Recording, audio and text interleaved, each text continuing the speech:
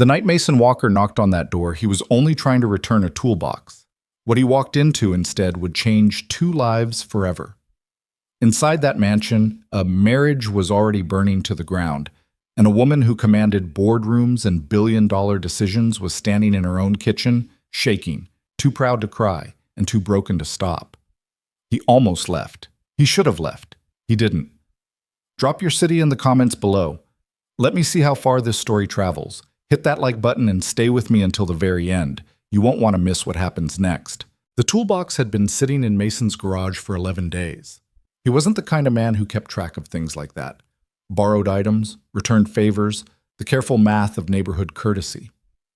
But every morning when he pulled his truck into the garage after dropping Lily off at school, he'd see it sitting there on the shelf between a half-empty can of wood stain and a box of his late mother's Christmas ornaments he still hadn't been able to give away. A heavy-duty Craftsman set, blood-red casing, the initials DA, stamped on a piece of masking tape on the lid. It had been lent to him 3 weeks ago by the man next door, or more precisely, by the man who lived in the house next door, a distinction Mason had learned to make carefully. Nobody really lived next door.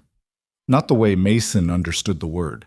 The Ashford estate sat behind 12-foot wrought iron gates at the end of Claremont Drive, all pale stone and dark glass, manicured hedges that got trimmed by a crew every other Thursday, whether they needed it or not. Mason had bought his own house, a modest 4-bedroom colonial that backed up against the property line 4 years ago, when the neighborhood still felt like something real people could afford. That was before the Ashfords moved in, before the estate got renovated into whatever it was now, before the catering trucks and the black SUVs and the distant sound of voices that always seemed to be arguing about something he couldn't quite hear. He'd met Dominic Ashford exactly twice. Once over the fence when Dominic offered the toolbox, something about Mason's truck making a grinding sound that he'd mentioned to no one, which meant Dominic had been listening. And once at the community meeting about the new stop sign on Birchwood. Both times, Dominic had the handshake of a man who practiced it. Firm, quick, one pump, already looking past you before he let go. Mason had no feelings about him either way. Rich guys were rich guys. He hadn't spoken to Victoria Ashford at all. He'd seen her, the way you see people through windows and across distances. A tall figure in dark clothes moving across the lit upper floor. A woman in athletic wear walking the perimeter of the property before sunrise with an intensity that made it look less like exercise and more like pacing. Once, from his kitchen window, he'd watched her sit alone on the estate's side terrace for almost an hour, completely still, a glass of something untouched on the table beside her, staring at nothing he could identify. He'd felt, absurdly, like he was intruding by watching. He'd gone back to washing dishes. That was the sum total of what he knew about Victoria Ashford. She moved fast. She sat still. And something about her had always seemed like it was working very hard not to come apart. He decided to return the toolbox on a Tuesday evening in October, mostly because Lily was at her grandmother's for the night, and he had nothing to fill the quiet with except the low hum of the refrigerator and the specific kind of loneliness that only shows up when a house is too clean and too silent at the same time. He put on a decent jacket, not because it was a social call, but because his mother had raised him a certain way and some things stick, and carried the toolbox across the yard, through the gap in the hedges that the landscaping crew had never quite managed to close all the way, and up the long stone path to the Ashford estate's side entrance. The front gates were closed, but the side door, the one that opened onto a covered walkway leading to the kitchen entrance, was standing slightly open. Mason knocked on the door frame anyway, waited, knocked again. He heard voices before he heard words. Then he heard words. "Don't do this here, Victoria. I'm telling you right now." "Where then? Where would you like me to do it? In the car? In front of your partners? When exactly is a good time for me to be angry, Dominic? I'd love to know. I'd really love to know." Mason's hand froze on the doorframe. He took a step back. His instinct was clear and immediate. This was not his business. This was not his house. And whatever was happening on the other side of that wall belonged to people he barely knew. He set the toolbox down on the step. He would leave it here. They'd find it. He'd text Dominic, except he didn't have Dominic's number. He'd write a note. He was already reaching into his jacket pocket for a receipt or a gas station slip, anything to write on, when the sound from inside changed. Not louder, different. Something broke. Not glass, not furniture. Something quieter and worse than that. Something that had the particular acoustic signature of a voice trying very hard to hold itself together and losing. "I trusted you," Victoria said. And then nothing. Mason stood there on the step in the October dark, holding a receipt from a hardware store, listening to the silence that followed those 3 words, and he couldn't make himself move. Then he heard a door slam, the heavy, definitive kind that means this conversation is over and also means someone is leaving, and then the sound of a car engine starting, tires on gravel, and then quiet. He stood there for another 30 seconds. Then he knocked again, harder this time. "Hello? Hello? It's Mason from next door. I just wanted to drop off your..." He gestured at the toolbox even though there was no one to see it. "I can come back?" A pause. Then footsteps. The door opened. He would think about this moment later, in the weeks that followed, in the early mornings before Lily woke up, in the specific gray space between awake and asleep. And what he would remember most was not what she looked like, but what she didn't look like. Victoria Ashford did not look like someone who ran a company worth 9 figures. She did not look like the woman whose name appeared in business magazines beside words like ruthless and visionary and self-made at 26. She did not look composed or polished or untouchable. She looked like a person who had just had the worst hour of her life and was still technically standing, which was apparently the best she could manage right now. Her dark hair was half pulled out of whatever it had started the day as. There was mascara. Not running, not dramatic, just slightly wrong, slightly below where it should have been. She was in a blazer and slacks that had started the day looking expensive and now just looked like armor she was too tired to take off. One hand was on the door frame, the other was holding her own wrist, thumb pressed hard against her pulse point, the way some people do when they're trying to convince themselves they are still, in fact, present. She looked at him. He looked at her. "The toolbox," he said. Not brilliantly. He gestured at it again. She looked down at it, then back up at him. "Right," she said. Her voice was controlled in the way that something is controlled when a significant amount of effort is being used to control it. Dominic borrowed that. "He did, yeah, I figured I'd return it. Sorry, I should have called ahead. I didn't have a number." He took a step back. "I'll just leave it here. You guys can grab it whenever." "No," she said it quickly. Then softer, "No, it's fine. Come in. I'll get you something." "You don't have to." "I know I don't have to." She pushed the door open wider. "Come in, Mason." He picked up the toolbox. He walked in. The kitchen was the kind of room that cost more to build than his entire house had cost to buy, and it managed somehow to feel nothing like a kitchen. All clean edges and dark stone and appliances that looked like they'd never had a fingerprint on them. A single overhead light was on, not the main light, some under-cabinet thing, and it made the room feel dim in a way that was probably intentional on a normal night, and tonight just felt like the house matching her mood. Victoria filled a glass of water at the sink and put it on the island in front of him without asking if he wanted it. Then she filled one for herself and stood on the other side of the island, not sitting, not quite meeting his eyes.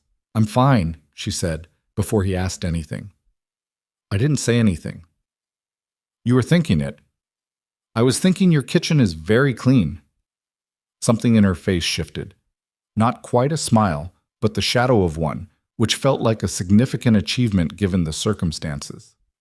She looked down at her water glass. 4,200 square feet, she said. 6 bedrooms, 5.5 baths, a wine cellar I've been in twice, and a kitchen I don't cook in. A beat. "I order dinner." "That's honest." "I'm very honest." She said it like it meant something more than the words, like it was a fact she was reminding herself of. Mason sat down on one of the bar stools at the island. He didn't really think about it. He just sat, the way you sit when you're in a room with someone who needs another person in the room and standing feels like you're about to leave. He put his hands flat on the counter. "Do you want to talk about it?" he asked. "You don't have to." We don't know each other. No. You probably heard some of that. Some. She looked at him then, directly, and he noticed for the first time that her eyes were the particular kind of dark brown that looks almost black in low light. There was something assessing in her gaze, the look of someone who had spent years reading rooms and people and situations, trying to figure out whether a thing was safe before she walked into it. He'd seen that look before. He'd seen it in the mirror in the early years after Lily's mother left, when every new person represented a potential new way for things to go wrong. He said I was being dramatic, she said finally. Mason said nothing. That's what he said, that I was being dramatic, that I always do this, that I take small things and turn them into… She stopped, set her water glass down. 2 months ago, I found a hotel charge on the company card. Small, barely anything, but it was a Tuesday and he was supposed to be in Portland for a client meeting, and when I looked at the bill later, the hotel was here, 20 minutes from this house. Did you ask him about it? He said it was a billing error. He said the card got run somewhere it shouldn't have. He had an explanation. She paused. He always has an explanation. But I've been running a company for 6 years. I know what a billing error looks like. I know what a billing error sounds like. She looked down at her hands, both of them flat on the island now, mirroring his without either of them appearing to notice. And I know what the truth sounds like when someone's not telling it. Mason stayed for 2 hours. He hadn't planned to. He had chicken in the fridge at home that he'd been planning to eat, and a home renovation show he'd been half watching all week, and a very specific plan for how a Tuesday night with no Lily in the house was supposed to go. None of that happened. What happened instead was this. He sat in a billionaire's kitchen on a bar stool and listened. Not because he was particularly noble, not because he had some grand sense of mission. He stayed because the alternative was leaving a person alone in a room where she was clearly only barely holding it together, and that was something he genuinely could not make himself do. It wasn't heroism, it was just how he was built. She talked. Not all at once, not the whole story. More like someone picking up pieces of something broken and turning each one over in their hands before putting it down again. She told him about the company, Ashford Group, which she had built from a consulting firm she'd started at 24 with $40,000 in startup capital and a client list that had started as 2 people and grown into an international portfolio across finance, tech, and real estate. She'd married Dominic when she was 25 and he was 31, and he had been, she said carefully, exactly what she needed at the time. Steady, grounded, someone whose feet were on the floor when hers weren't. I was very driven, she said, and the way she said it, past tense like driven was something that had been surgically removed, made him wary. You're not now? I am, but I used to think that was the most important thing about me. A pause. He told me it was. That I was exceptional, that I was different. You hear something like that enough times at 25, you start to build your whole self-concept around it. She picked up her water glass and put it back down without drinking. And then 6 years later, you realize that what he was actually saying was, you're not like other women, and that's convenient for me because it means you're too busy to look too closely. Mason looked at her. When did you figure that out? About 4 months ago. She said it simply, without drama. When I came home early from a trip to Singapore and found a perfume on the bathroom counter that wasn't mine, and he had an explanation for that too. The silence that followed was the kind that doesn't need to be filled. He did ask eventually whether she had anyone she could call. A friend, a sister, someone to be with her tonight. She thought about it for longer than he expected. My sister is in London, she said. We're close, but she's got a baby and it's the middle of the night there. And my friends are… She stopped. Most of my friends know Dominic. Most of them are professionally connected to both of us in some way. It's complicated. That's a lonely way to live. She didn't argue with it. I know. What about your assistant? Or, Caroline would be here in 20 minutes if I called her. A small, complicated expression crossed her face.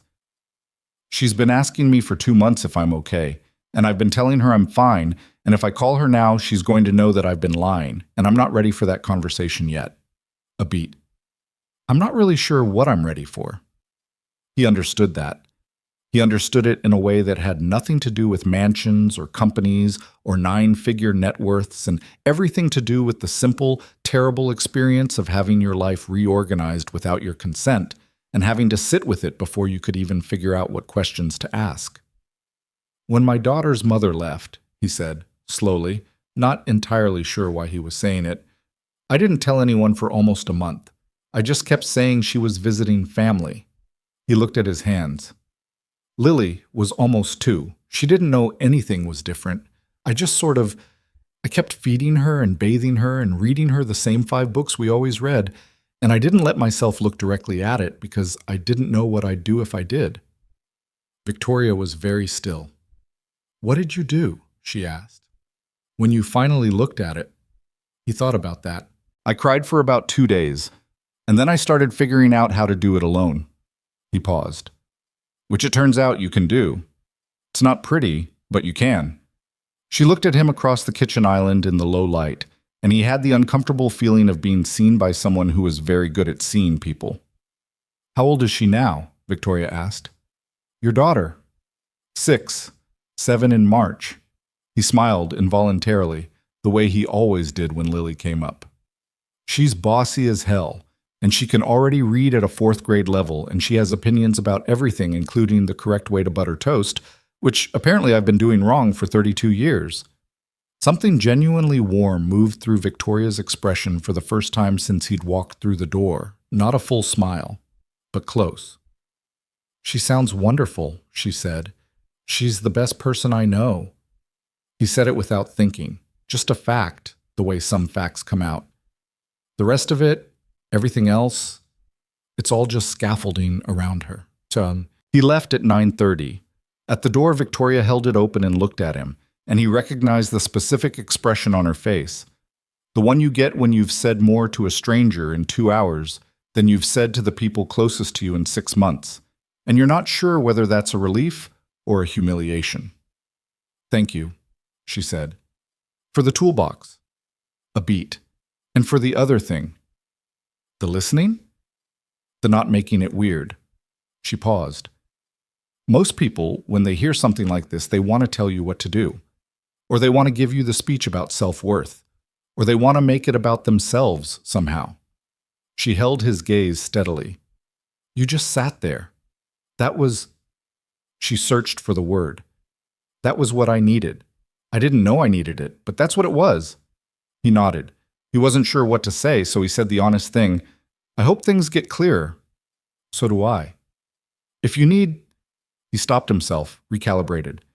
"I'm right next door. That's all I'm saying. I'm just right next door." She looked at him for a moment. "I know," she said.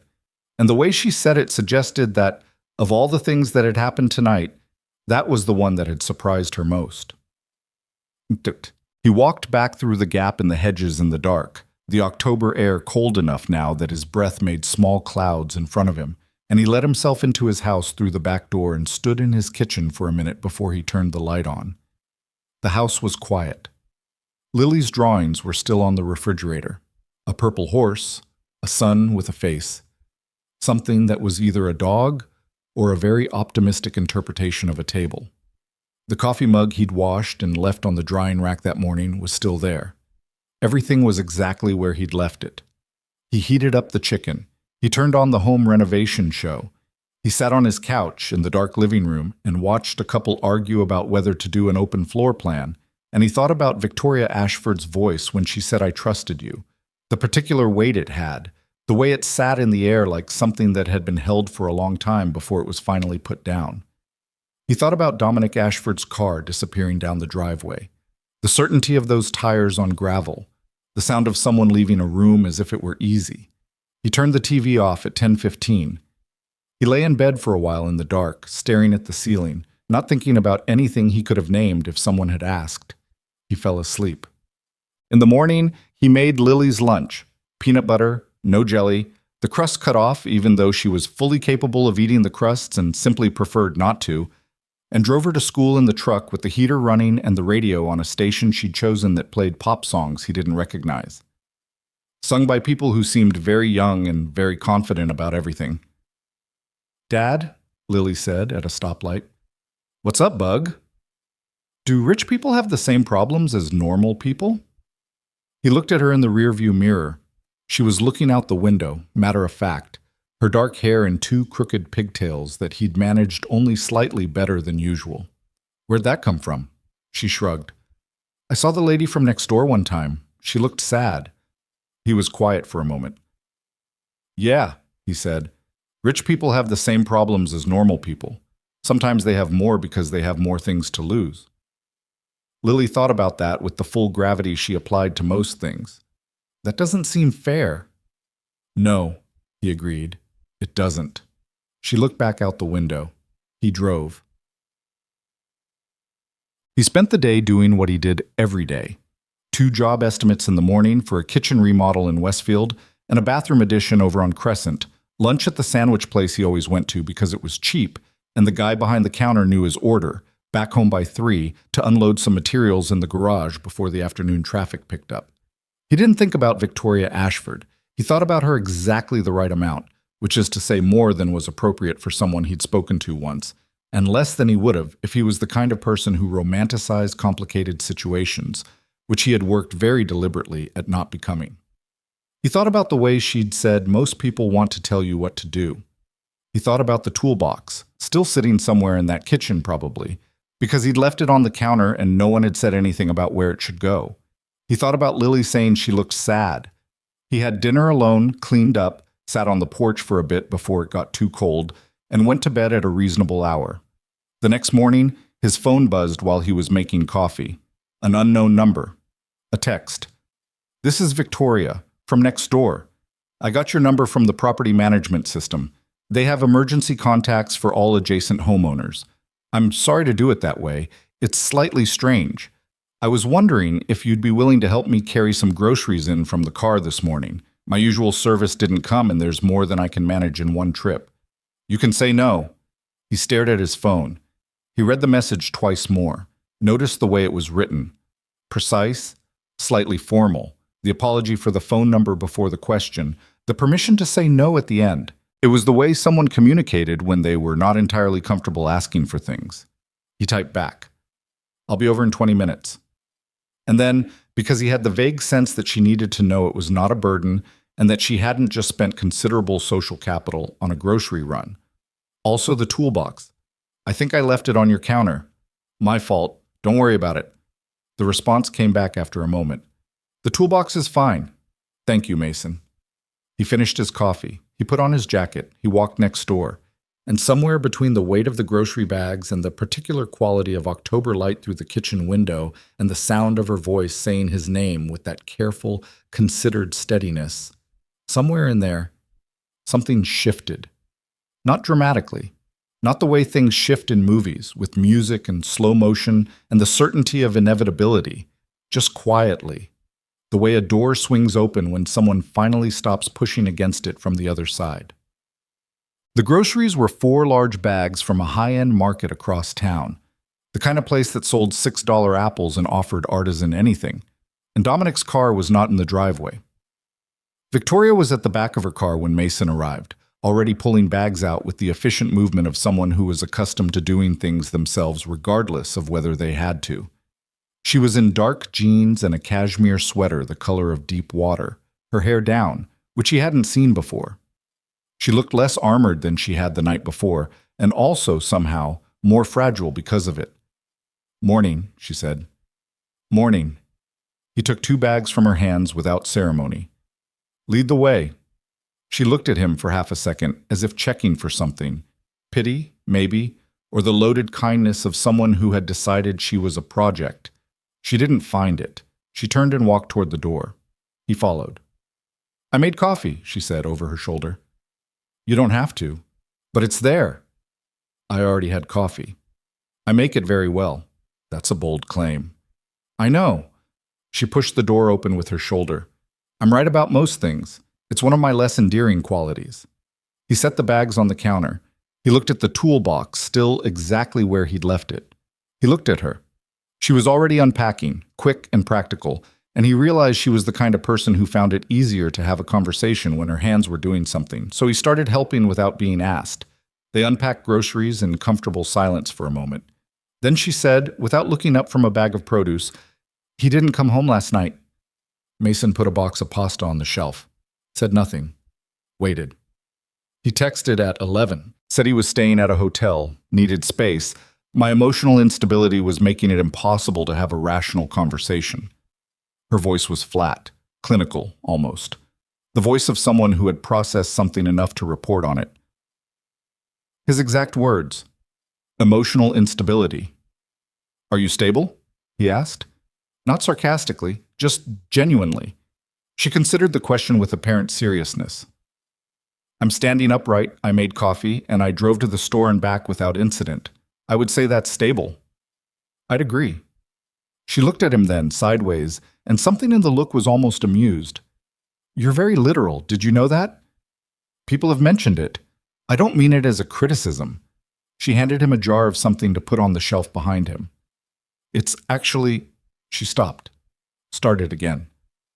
"It's actually very useful when you're being told that your perception of reality is incorrect. Having someone just take what you say at face value. It's—" Yeah. He understood what she was saying beneath the words.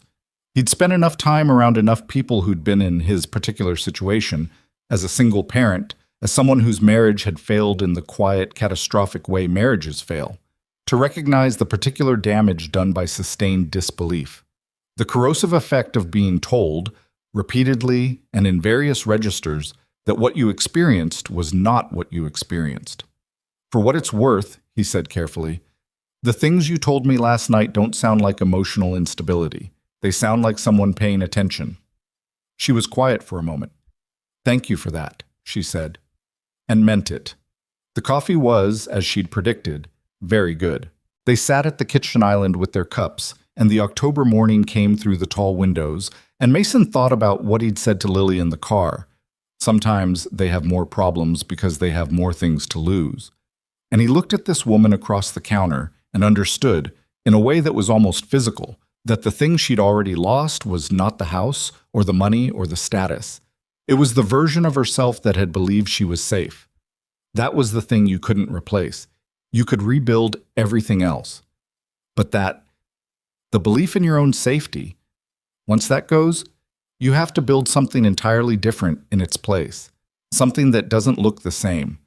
Something that knows too much now to be what it was before. He'd been building that different thing for 4 years. He looked at the way her hands wrapped around her coffee cup, both hands like she was warming them even though the house was not cold, and he thought, she's just starting.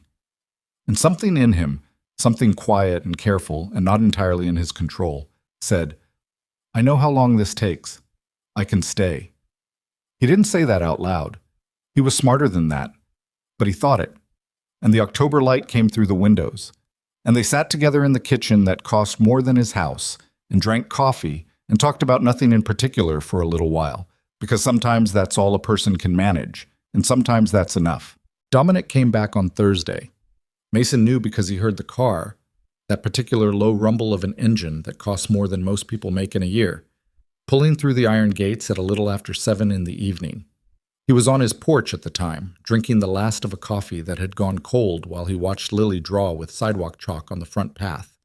She was doing something ambitious involving a dragon and what she claimed was a castle but looked, in his honest assessment, more like a stack of rectangles that had given up halfway through. He didn't watch the car. He listened to it, which was different. Heard the engine cut. Heard a door shut. Heard nothing after that. Lily looked up from her dragon. "Is that the man from next door?" "Probably." She considered this, then went back to her chalk. "He doesn't seem very nice." Mason looked at her. "You don't even know him." "I know." She picked a new color without looking up.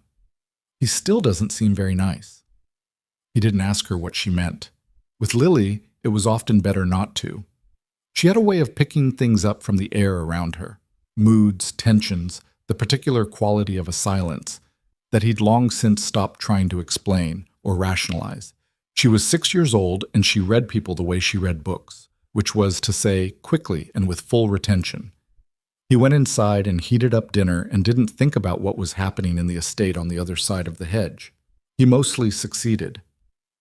The next morning, Victoria didn't text. He hadn't expected her to. There was no reason she should, no established pattern, no agreement between them about anything except a return toolbox and one morning of shared coffee that he'd been careful not to build into something it wasn't. She was a grown woman dealing with her own life. He was her neighbor. That was the complete list of facts. He took Lily to school. He drove to the kitchen remodel in Westfield and spent 4 hours pulling out cabinets that had been installed wrong the first time, which was the kind of thing that should have been annoying and mostly just was. He ate lunch in the truck with the radio on. He drove back. There was a text waiting when he got home. He came back. He apologized. He said he was under a lot of pressure and that he reacted badly and that he loves me. He brought flowers.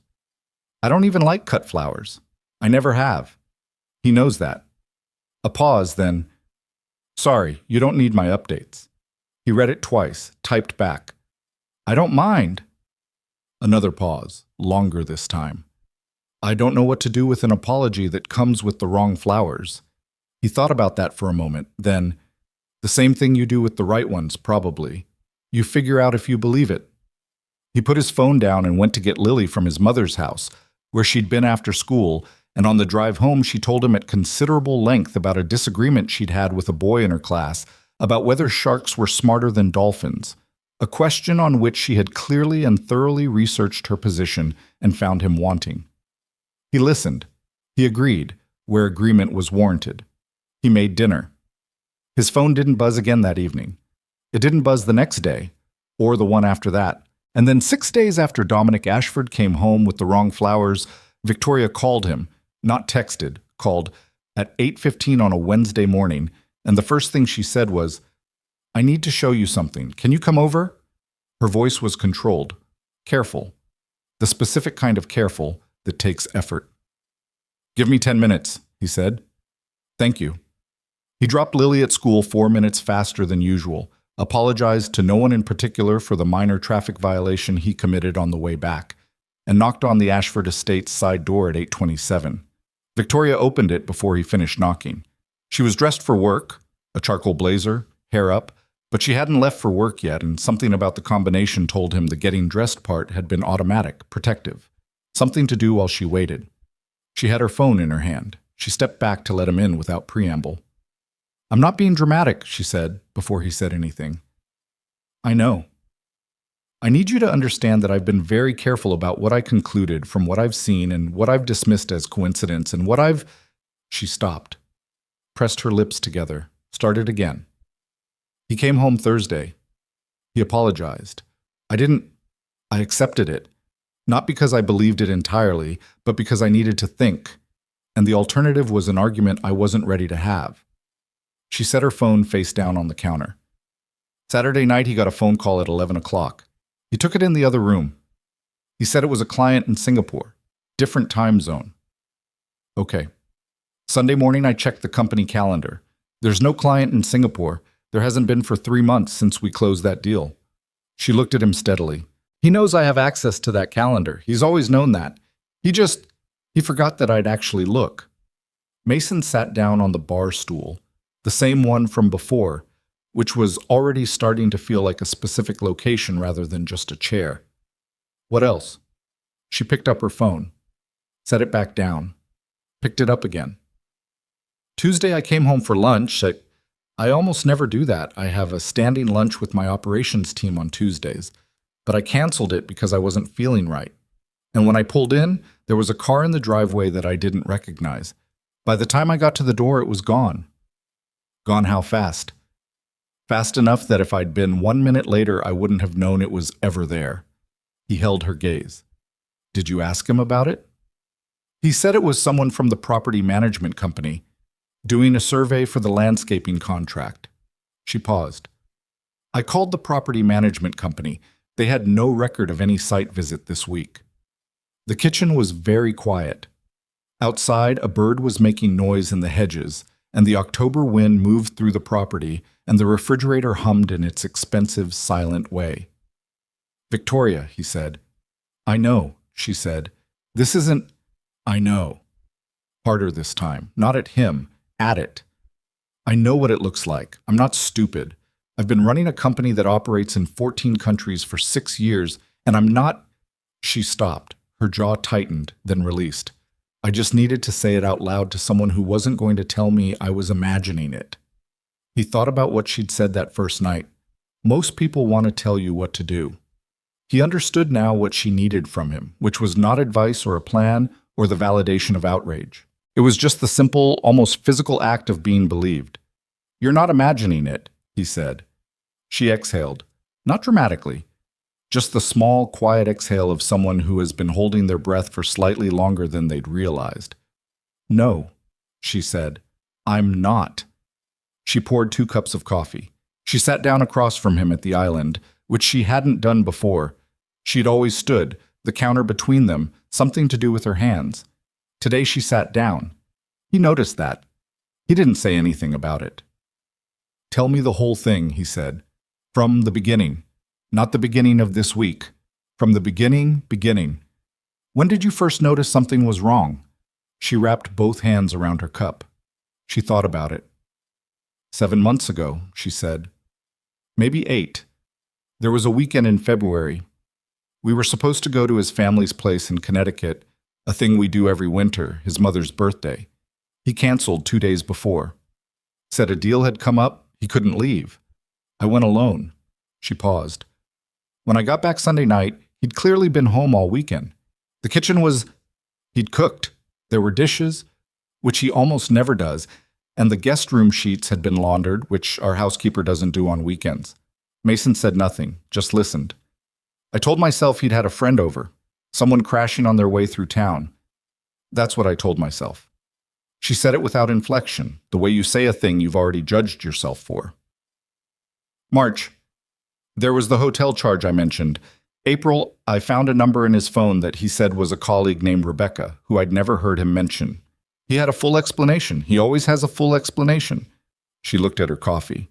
"The explanations were always just slightly better than what you'd come up with if you were actually innocent. You know what I mean? If you're genuinely confused about why someone is suspicious, you don't immediately have a polished answer. You have to think about it. He never had to think about it." "He rehearsed," Mason said. "He rehearsed." She said it like settling something. "By June, I was not myself. I was checking things. I was tracking things. I'd never been someone who tracked things. I run a company. I have systems for everything, but I never needed systems to manage my own marriage." Her voice shifted very slightly. Not much, just a fraction towards something more honest. "And I started wondering if he was right. If I was in fact the problem. If 6 years of being the kind of person who runs a company had made me clinical, suspicious, unable to..." She stopped, looked up. "You don't build a company the size of mine by being naive, but apparently you can destroy your own ability to trust yourself by the same method." He let that sit for a moment before he spoke. "What do you think now?" he said. She looked at him steadily. "I think my instincts have been right this whole time. I think I've been gaslit extremely skillfully for 8 months by a man who had a great deal of practice before I came along." A pause. "And I think that car on Tuesday wasn't a property surveyor. What do you want to do about it?" She was quiet for a moment. Outside, the wind moved. The bird in the hedges stopped making noise. "I want to know," she said. "Not for the marriage. I think I know where the marriage is already. I want to know for me. Because for 8 months I've been told my perception was wrong, and I want..." She pressed the pads of her fingers against the counter, just lightly. "I want to be able to say definitively, to myself, that I wasn't crazy. That's all. I just want to be able to know that I wasn't crazy." He understood that need in a way that was almost physical. Not the same circumstances. His had been simpler and also different in ways that mattered, but the specific hunger for confirmation of your own sanity was something he recognized with the clarity of personal history. "Okay," he said. She looked at him. "Okay? Let's figure out what we actually know. The hotel charge in March, do you still have the record?" She blinked. Then something shifted in her posture. The slight straightening of a person who is being met where they are instead of managed. "Yes, I kept everything." "Show me." She looked at him for a long moment, This woman who ran a 9-figure company across 14 countries and had presumably never needed a 32-year-old contractor from next door to help her with anything. Then she got up from the bar stool and went to the study off the kitchen hallway and came back with a folder. An actual folder. Printed pages, organized by date. He looked at it and thought, she's been doing this alone for months. He opened it. She sat back down, and they started going through it together.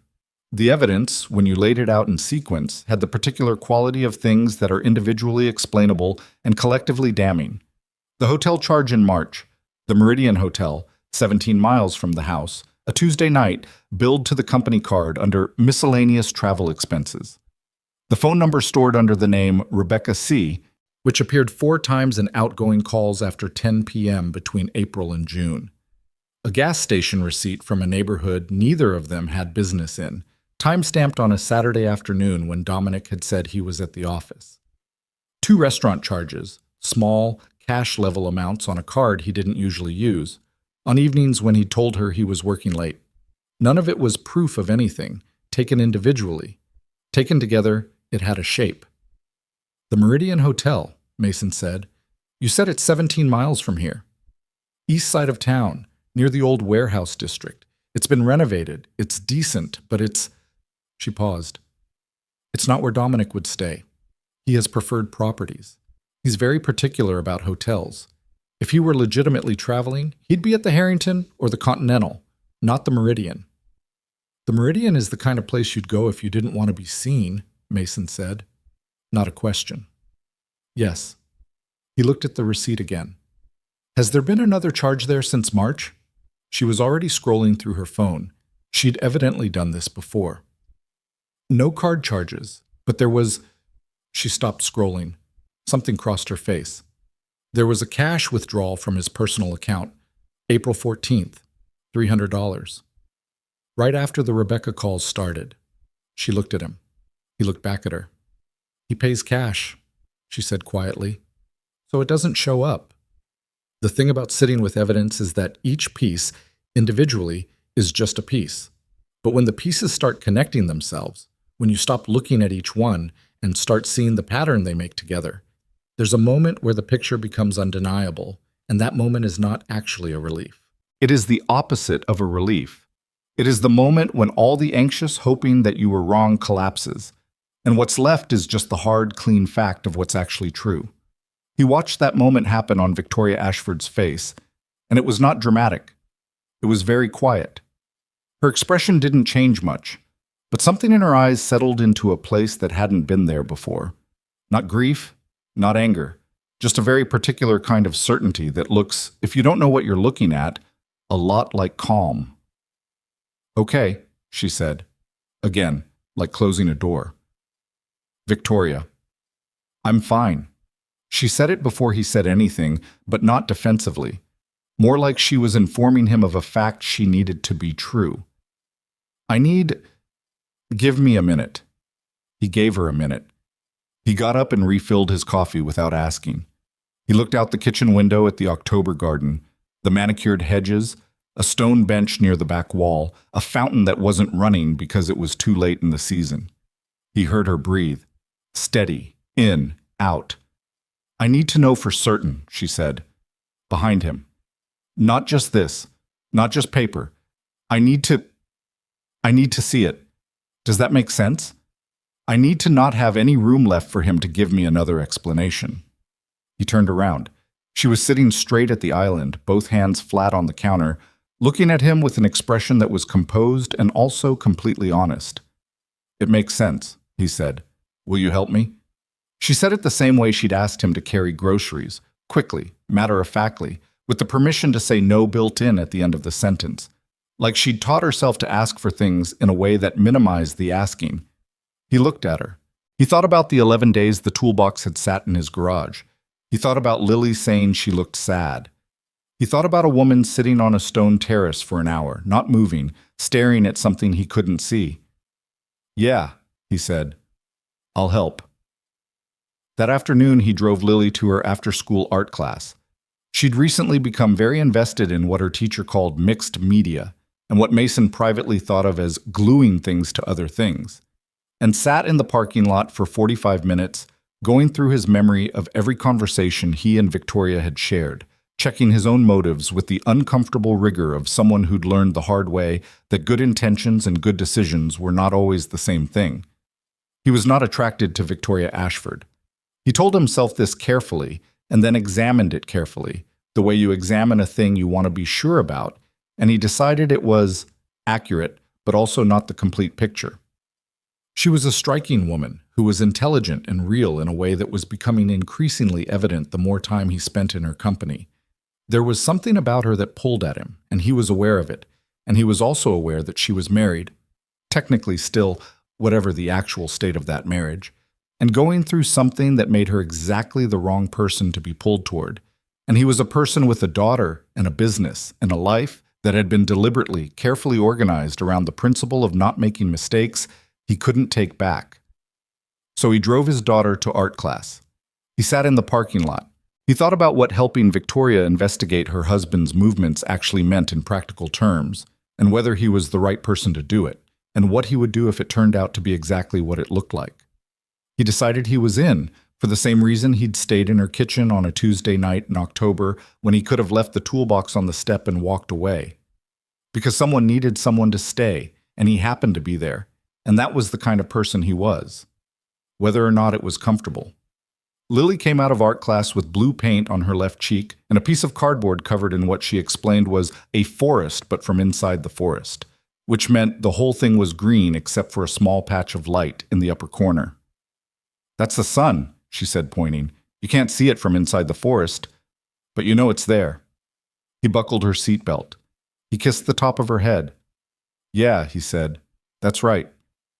The investigation, he didn't call it that even in his own head, but that was what it was, started simply and practically because both of them were practical people. Victoria had access to Dominic's calendar through the shared company system. Not his personal calendar, but his work one, which he'd become slightly careless about maintaining as a fiction separate from his actual schedule. She started making note of the meetings he listed, client lunches, site visits, evening calls, and cross-referencing them against what she could verify.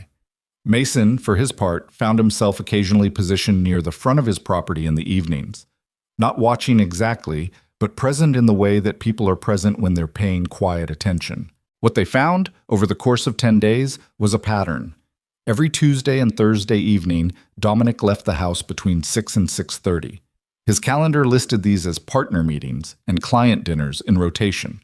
Victoria had been attending Ashford Group executive meetings for 6 years, and she knew the partner schedule well enough to say with confidence that the partners did not meet Tuesday and Thursday evenings. They met Monday mornings and occasionally Wednesday afternoons. The gas station receipt from the folder had been from a neighborhood called Millfield, East Millfield specifically, the older part, where the warehouses had been turned into loft apartments and the kind of small restaurants that didn't have websites. The Meridian Hotel was on the edge of East Millfield. Victoria said, "I want to go there." Mason said, "On a Tuesday or Thursday?" She looked at him. "Thursday," she said. "He's leaving at 6:15 tonight. I know because he mentioned a dinner. He asked me not to wait up." It was 11 a.m. on a Thursday. "You want to follow him," Mason said. "I want to see where he goes." A pause. "I know how that sounds. It sounds like someone who wants to know the truth. And you'll come with me." He thought about the myriad reasons this was complicated. The professional, the personal, the social. The simple logistical fact that he had a 6-year-old who needed to be fed dinner and put to bed at a reasonable hour. "I need to get Lily sorted," he said. "My mom can take her for the evening. Can you give me until 5:30? Something moved through Victoria's expression that he couldn't entirely identify. Relief, partly. But also something more careful, something that looked almost like it was trying to protect itself from being relieved too much. "Yes," she said. He called his mother at noon, navigated 15 minutes of gentle questioning about why he needed Lily for a Thursday evening, gave answers that were technically accurate if incomplete, and by 2:30 had it arranged. He told Lily at pickup that she was having a sleepover at Grandma's, which was received with the specific brand of joy she reserved for events involving Grandma's television, which got 3 more channels than theirs and had a better couch. He was back at the Ashford estate at 5:25. Victoria met him at the side door. She was in dark clothes, not dramatically, not spy movie black, just the kind of dark that doesn't draw attention. She had her car keys in her hand. She'd clearly thought this through. "We take my car," she said. "He knows yours, but he won't clock mine. He never looks at what I'm driving." That's either an argument for taking your car or a statement about the marriage. She made a sound that was almost a laugh. Almost. "Both," she said. "Come on." They pulled out before Dominic's car left the driveway, which was Victoria's idea. Positioning themselves 2 blocks up the road with a sightline to the gate, rather than following from behind, which she said was more conspicuous. She'd clearly thought about this, possibly more than once. "You've done this before," he said. "No, but I've run supply chain logistics for a retail operation in 6 cities simultaneously. The principles are similar."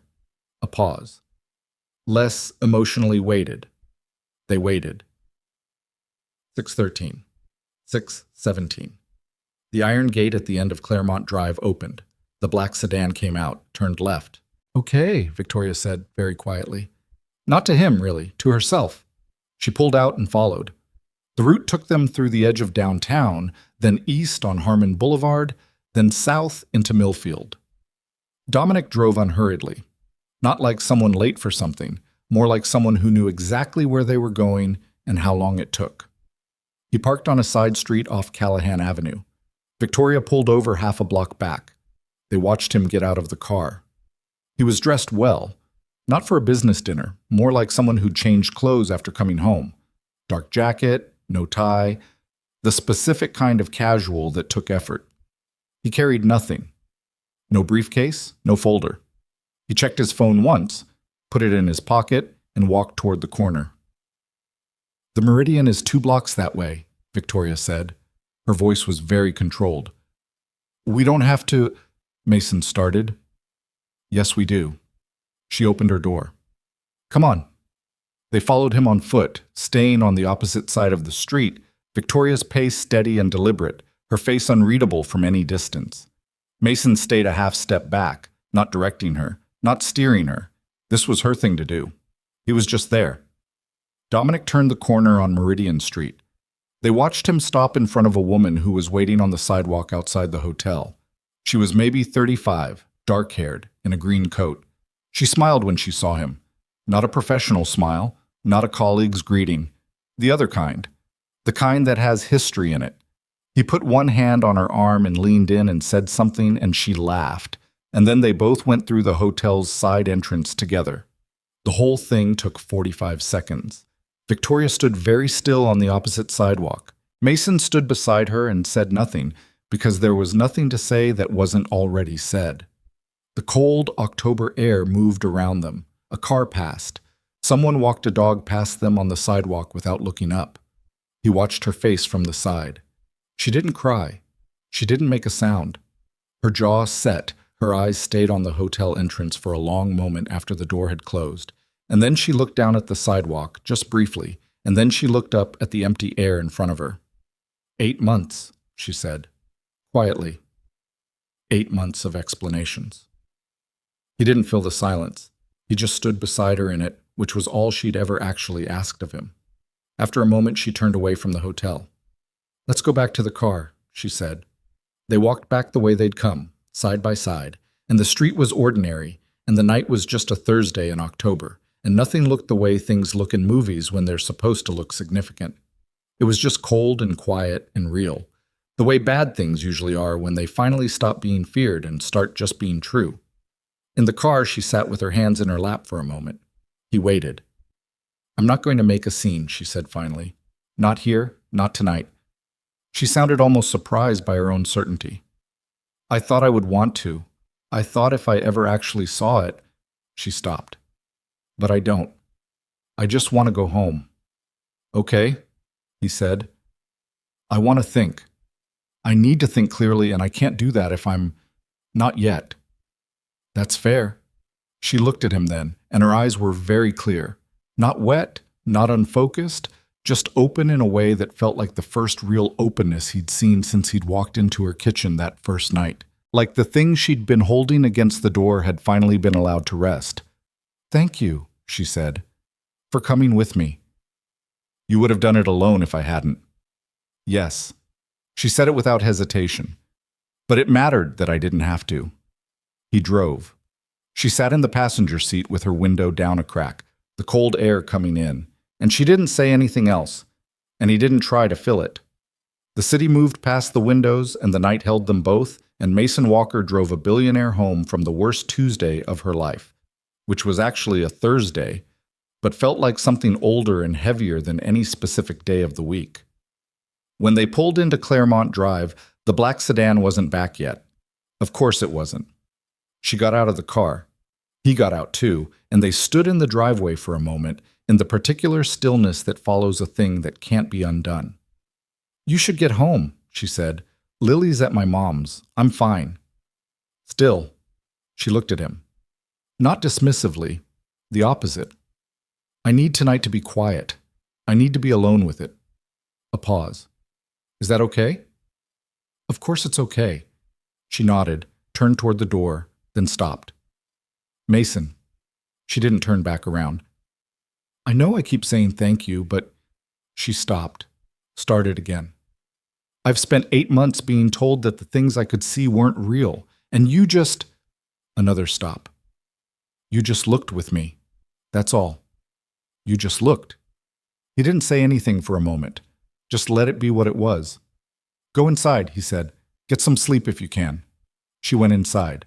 He stood in the driveway alone for a minute, in the cold October air, listening to the sound of the iron gate clicking closed behind him as he walked back through the hedge to his own quiet house with its refrigerator hum and its sidewalk chalk drawings and its small, persistent warmth.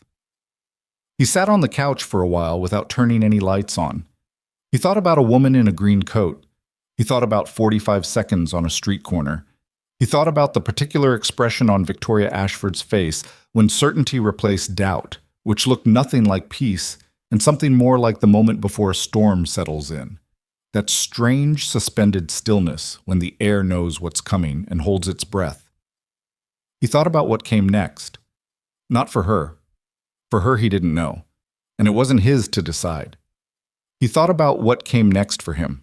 Whether he was already too far into something he told himself was simple, whether "I'll help" meant what he'd thought it meant 2 weeks ago, or whether it had quietly become something more complicated in the space between an empty driveway and a hotel door closing on a Thursday night. He sat with it the way he sat with most things, without resolution, without forcing it into a shape it didn't have yet, with the kind of patience he'd learned not by choice but by necessity, in the years of doing things alone that were not designed to be done alone. He fell asleep on the couch, which he almost never did. In the morning, he picked up Lily from his mother's house, and she told him she'd watched 3 episodes of a nature show about deep-sea creatures and had decided that anglerfish were beautiful in a very weird way. And he agreed that this was a reasonable position, and he bought her a hot chocolate at the drive-thru, and she put both hands around it the way she always did, warming them. The way her mother always had, the way Victoria did with her coffee cup. Some things stay the same across different kinds of people. Some gestures belong to everyone. He drove home. His phone buzzed once, at the stoplight on Birchwood, but he didn't look at it until he was parked. "I know what I need to do now," it said. "I just need to figure out how to do it right." He read it. Then he typed, "Take your time." He meant it, in every way it could be meant. He put his phone in his pocket and walked inside with Lily, who immediately wanted to show him a drawing she'd done at Grandma's of an anglerfish, which was, he had to admit, beautiful in a very weird way. The days after Thursday had a specific texture to them, not dramatic, not the way you'd expect the days after watching your neighbor's husband walk into a hotel with another woman to feel. They were just dense, like the air had gotten heavier without anyone giving it permission to do that, like time had slowed down to make sure you felt every hour of it. Mason noticed it in small ways. He'd be in the middle of a job estimate and realize he'd been looking at the same measurement for 45 seconds without writing it down. He'd be driving Lily to school and find himself at a light with no memory of the last 2 blocks.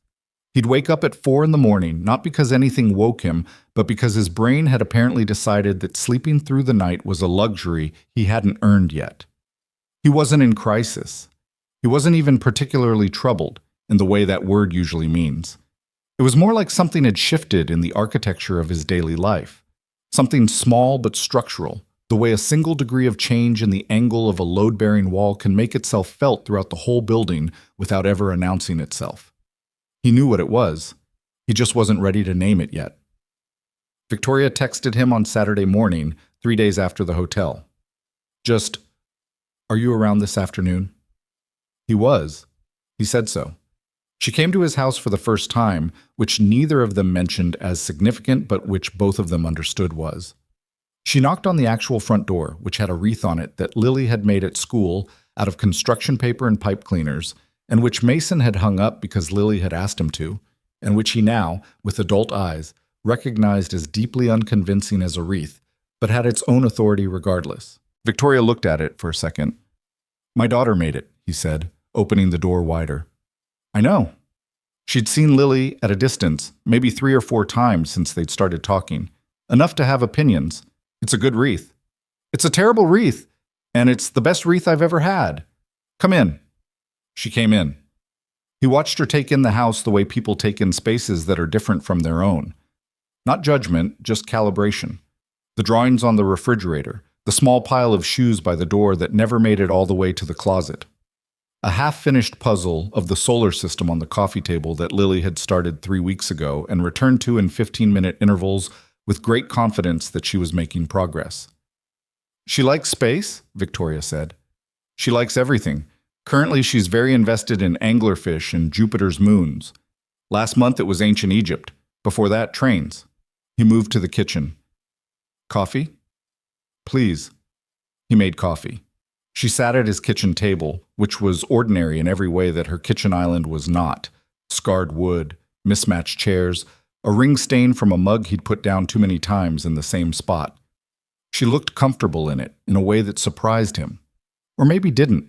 He was starting to understand that there were 2 versions of Victoria Ashford, the one that existed in the architecture of the estate next door, all controlled surfaces and expensive silence, and the one that was here, at his scratched kitchen table, with her hands around a chipped mug that said "World's Okayest Dad," because Lily had given it to him for his birthday, and he used it every day. "He doesn't know that I know," she said, when he sat down across from her. "I figured." He came home Thursday night at 10:30. I was in the study. He said the dinner ran long. She said it with absolute flatness. I said okay. He seemed relieved that I didn't ask questions. A pause. "I think he's been expecting me to push back for a while. I think when I don't, he reads it as settled, like the problem has been managed." She looked at the mug between her hands. "He doesn't know the problem has just gotten very quiet." Mason looked at her. "What are you planning to do?" "I have a meeting with my attorney on Monday." She said it the way you say a thing that took significant internal work to decide, and that you've now decided irrevocably. Corporate and personal share the same firm. I'm going to have to separate those arrangements, which is going to be complicated, but I've already thought through how to do it without raising flags. She paused. "I need it to be quiet, not for him, for the company. There are 3 active mergers right now, and if there's any perception of personal instability at the executive level, it creates problems. For my employees, for people who depend on the company operating cleanly." He noted, not for the first time, the way she thought. Most people in her position, he imagined, extrapolating from the limited data points he had about billionaires in crisis, would be thinking about themselves, about the money, the house, the public narrative. She was thinking about the mergers, about the employees. "Is that going to be hard?" he said, "keeping it quiet while you figure it all out?" "I've kept things quiet for 8 months, she said, and there was no bitterness in it, just the fact. "I can manage a few more weeks." He nodded. He refilled her coffee without asking. She looked up when he did it, a quick look, just registering, and then back down. "There's one more thing," she said. He waited. "I need to be certain. What we saw Thursday, I know what it looked like. I know what it was." She stopped. "But he will lawyer up the moment I move." And the attorney said, she said, "Circumstantial is fine for the divorce itself. California is no fault regardless. But if there are financial entanglements, which there are, it strengthens our position considerably if we have documentation. She said the last word precisely, the way lawyers say things when they want you to understand the specific weight of them. I need a second time, a real photograph or a verifiable record, something that puts him there definitively. Mason set his mug down. You want to go back? I want to go back one more time, Tuesday. She met his eyes. I know I keep asking you to do things that are not remotely your problem. You do keep asking me, he agreed. You keep saying yes. I do. She looked at him for a moment. There was something in the look that she was careful with, some awareness that existed between them that neither of them had addressed directly, and that both of them had been managing with the sort of precision you apply to something fragile. He recognized it because he'd been managing it too. The recognition didn't make it simpler, it just made it honest. I'm not going to ask you why, she said finally, because I think if you said it out loud right now, it might make things complicated, in a way neither of us is ready for. He held her gaze. Yeah, he said. That was all. Just that. Just the acknowledgement that they both knew and that they were both, for now, choosing to set it to one side where it would keep and where it could be addressed when the circumstances were different. It was an adult conversation conducted entirely without words, which was, in his experience, the only kind that ever fully worked. Tuesday, he said. Same time? Same time.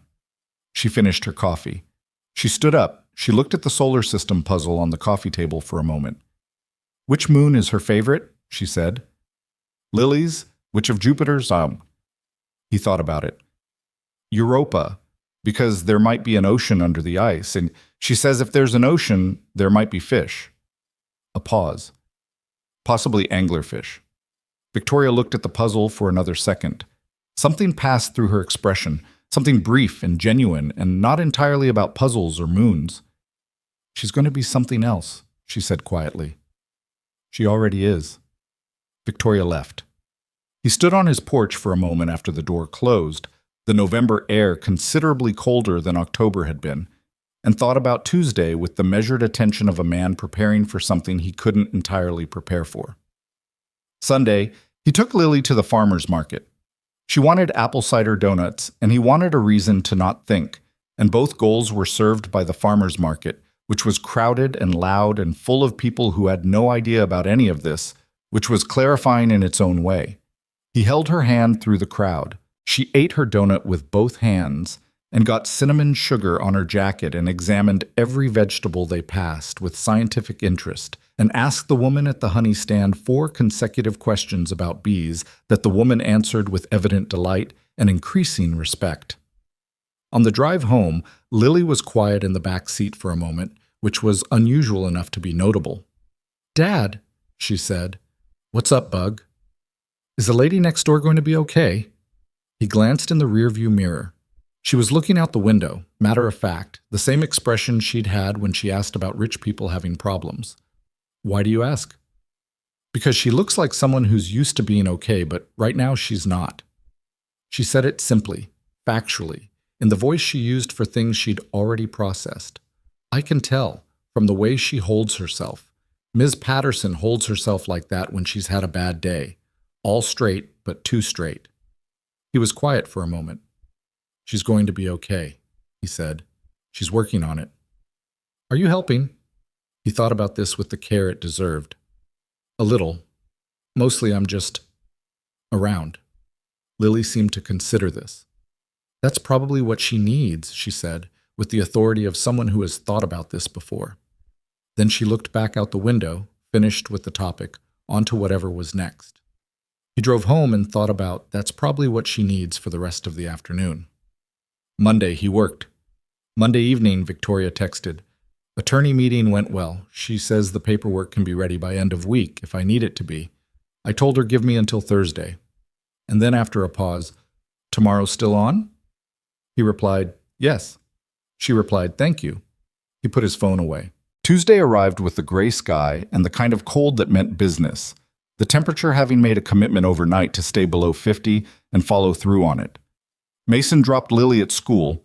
She was wearing a purple hat with a pom-pom that she'd selected herself and that he had no objections to, and spent the morning finishing the bathroom addition on Crescent Street, which was finally at the tiling stage and therefore satisfying in a way that the earlier structural work hadn't been. There was something he liked about the end stages of a job, the point where the thing started looking like what it was going to be, where you could stand back and see the finished room emerging from what had been, a week ago, nothing but framing and rough plumbing. He thought, for the first time, that this was a little like what Victoria was doing, standing at the point where the rough work was done and the actual shape of the thing was finally, unavoidably visible. He was at her side door at 5:15. She was ready. Dark jacket, her hair under a dark cap that she'd pushed back slightly when she saw him, the folder from their last session tucked under her arm. She'd added to it, he could see, more pages, more documentation. She'd been building this case with the same methodical precision she presumably brought to everything. "He said another client dinner," she said, by way of greeting. "Same language as last time. I think it's a script at this point. What time does he leave?" "He already left." She checked her watch. 6 minutes ago. I was watching." She paused. "I have the approximate route. I think he's already parking." They took her car again. She drove. He noticed she was better at this now. Calmer, more practical, the shock of it absorbed by the week between.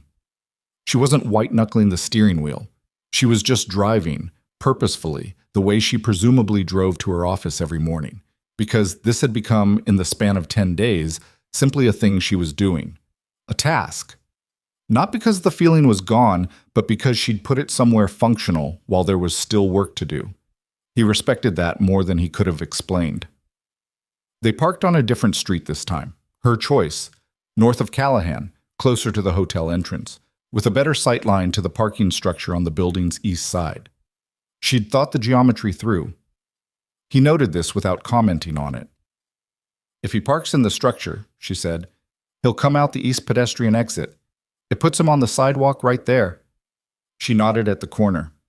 "Last time he was on foot. If he drove, he'll come from that direction. And if he came from a different route, then we wait." She said it simply, no anxiety in it, just patience. "I've been waiting 8 months. I can wait 45 minutes. They waited 22.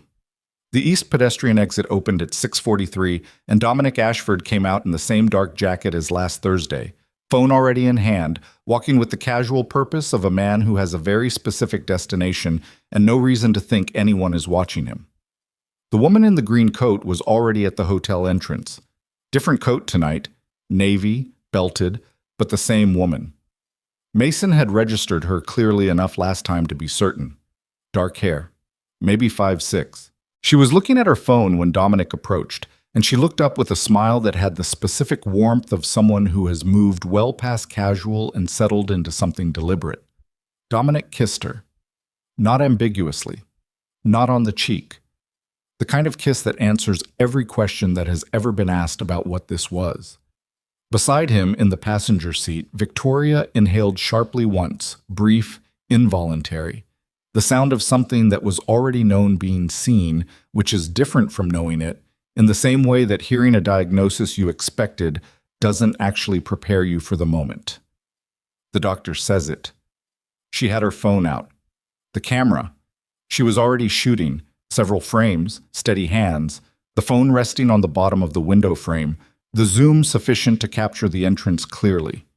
She lowered the phone, put it in her lap, looked at the corner where Dominic and the woman in the navy coat had just gone through the hotel entrance together.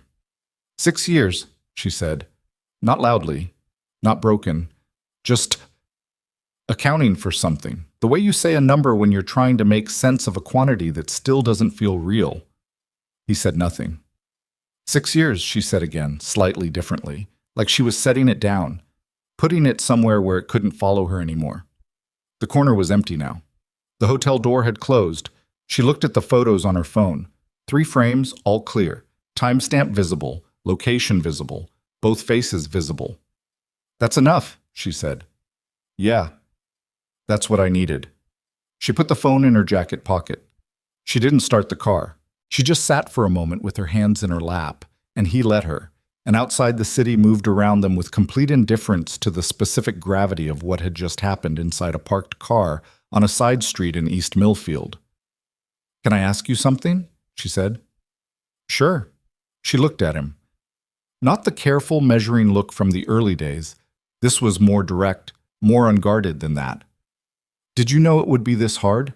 Afterwards? When you found out? About Lily's mother? Did you know that knowing the truth would be this?" She searched for the word. "Heavy." He thought about it honestly. "I think I expected it to feel like relief. And there is some of that, but it's heavy. Because you realize that the thing you've been afraid of knowing was also the thing that was keeping a certain version of your life possible. And now that you know it, that version is," he stopped, "gone. And you have to start building the next one." She looked at him for a long moment. "How long does that take?" she said. "Longer than you think. Faster than you're afraid of." He paused. "It helps to have the right people around." She held his gaze, and the particular quality of that moment was something he couldn't have described precisely. It wasn't romantic exactly, or not only that. It was more like two people recognizing something true about each other in the kind of specific circumstance that strips all the usual social padding away. He saw her, she saw him. That was the whole thing. Simple and not simple at all. She started the car. They drove back in the same kind of quiet as before, and he looked at the city going past, the lit storefronts, the people on sidewalks, the ordinary ongoing world, and thought about the next version of things. Hers, and somewhere at the edges of that thought, his own. She pulled into Claremont Drive. The black sedan was already back, earlier than expected, Mason noted, which meant something had changed in Dominic's evening, some variation in the routine, and both of them saw it at the same moment. Victoria's jaw tightened, just slightly. "He's home," Mason said. "I see that." She parked. Neither of them moved immediately. "Are you going to be all right going in there?" he said. "I've been going in there for 8 months." She said it without self-pity. "I know how to be in a room with him." A pause.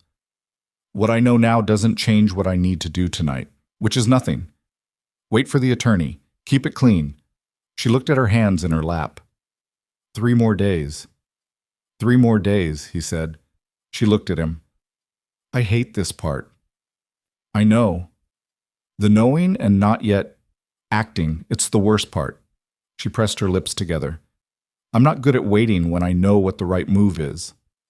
"You've been waiting 8 months," he said. "You're better at it than you think." She made a sound, a small, compressed, rueful sound, that was not quite a laugh and not quite agreement, but was something between them, something that belonged to the specific dark humor of people managing impossible situations, which was its own kind of intimacy. She got out of the car. He got out too. They stood in the driveway briefly, the same driveway as the week before, the same cold air, the iron gate, the stone path to the side door. "Mason," she said. "Yeah. When this is done, when the papers are filed and it's..." She stopped, reorganized. "I know that right now I'm in the middle of something, and you're..." Another stop.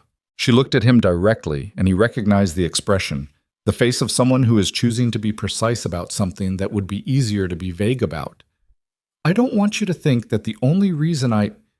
She stopped a third time and made a short, frustrated sound. "I'm very articulate at work." "I know," he said. "I can tell. I'm not being articulate right now." "I know that too." She looked at him. "I'm trying to say that this has been..." She gestured vaguely at the approximate location of the last 3 weeks. "Whatever this is, it has been real for me. Not just the situation, She looked at him steadily. "You." He was quiet for a moment. "Yeah," he said. "Same." She held his gaze for another beat, then nodded, like they'd reached an agreement, which in some sense they had, without specifying the terms, which could wait. She went inside. He walked back through the gap in the hedges. He was halfway across his own yard when his phone buzzed. He looked at it in the dark. "For what it's worth," it said. "In 6 years I never once felt about him the way I feel when you hand me a cup of coffee." He stood in the yard in the November cold and read that twice. He didn't reply immediately, not because he didn't know what he thought about it. He did clearly, in a way that was no longer possible to pretend was ambiguous, but because the moment felt like it deserved a little breathing room before he put anything into words. He typed, "That's worth something." He sent it. He went inside.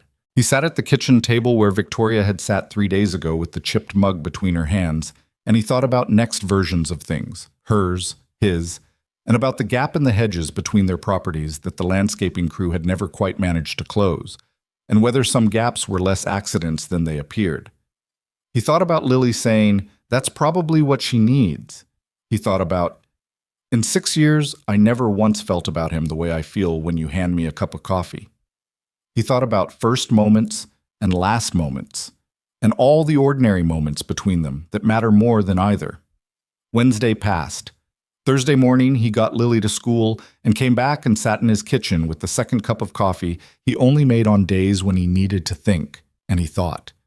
He'd been careful the last 3 weeks about not naming the thing between him and Victoria, and he understood why he'd been careful, and he didn't think the carefulness was wrong.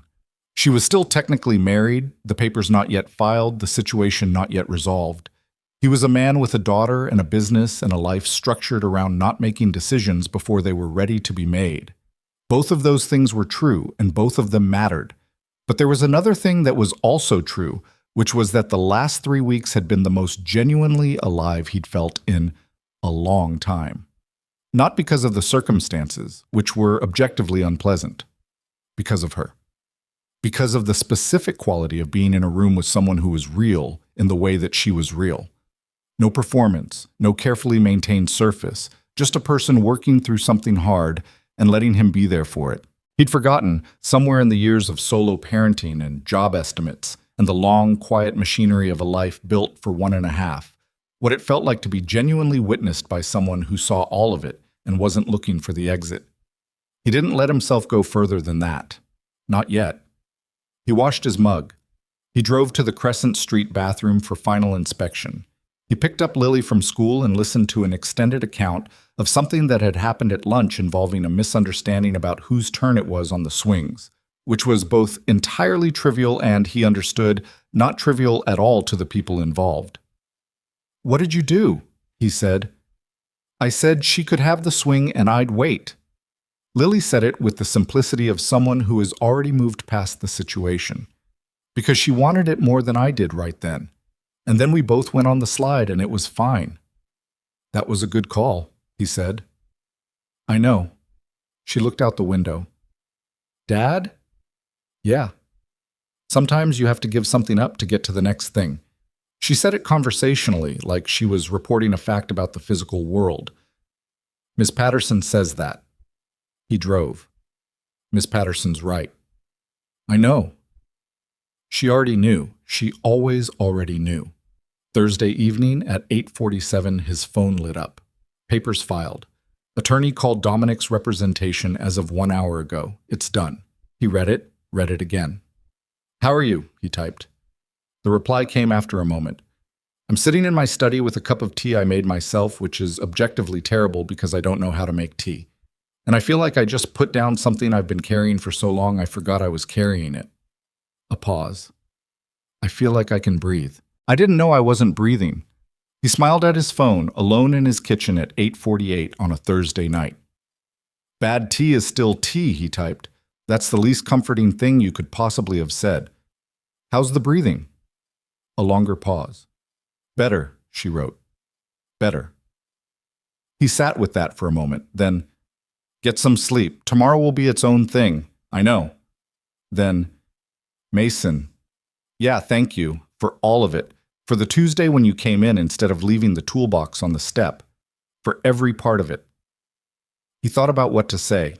He thought about a toolbox with masking tape initials on the lid. He thought about a gap in the hedges.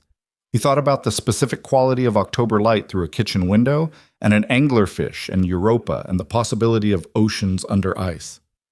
"Go drink your terrible tea," he typed. "You've earned it." He put his phone down. Outside, the November night was completely quiet. Not the anxious quiet of the last 3 weeks. The waiting quiet. the held breath quiet. Just the regular quiet of a neighborhood at 9 o'clock, dogs in, lights on, the ordinary hum of ordinary life that keeps going regardless. He sat with it for a while. It wasn't over. He understood that.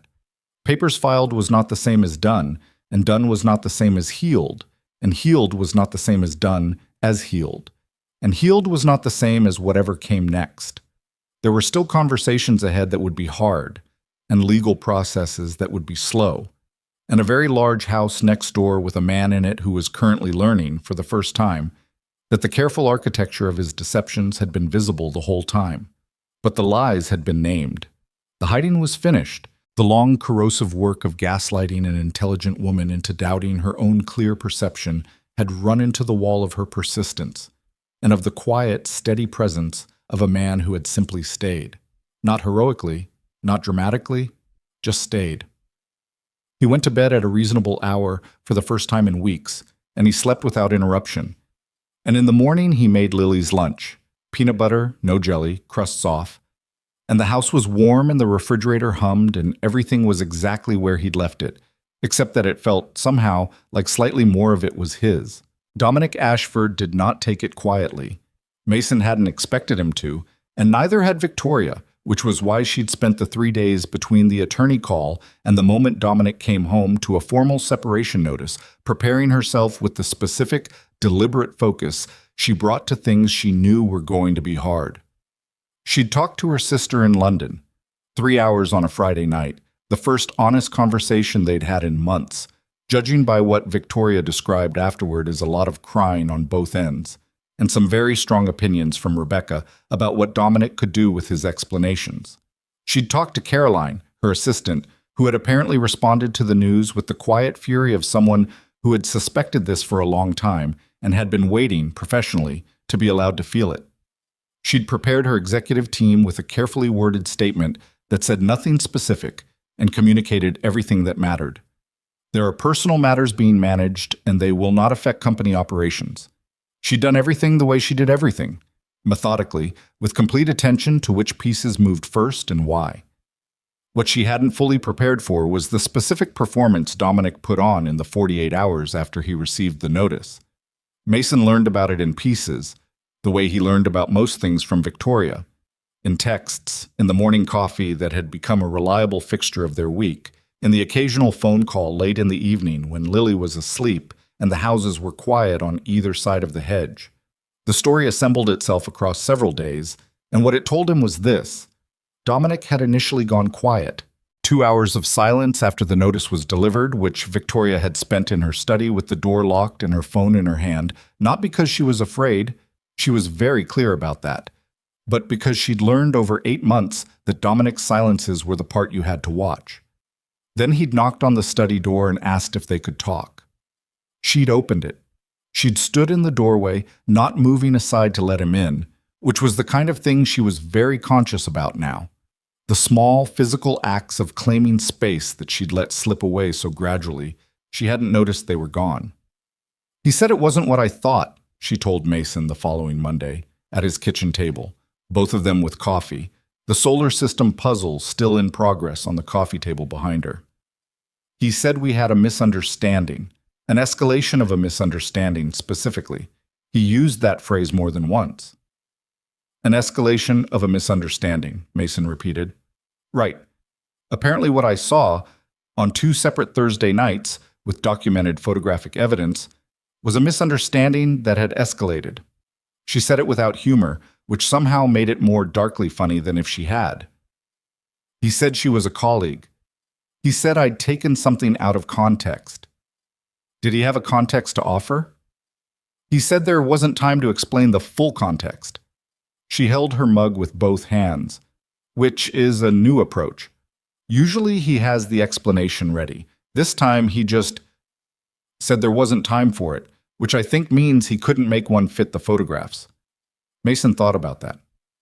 How did you leave it? I told him my attorney would be in contact with his. I told him I wasn't interested in the context. She paused. He said I was making a decision I'd regret.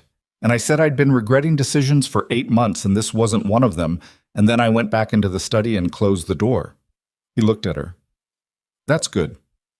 It didn't feel good. It felt like, I don't know, like finally telling the truth in a room where lying has been the furniture for so long that the truth makes the whole space feel different. She looked at her coffee.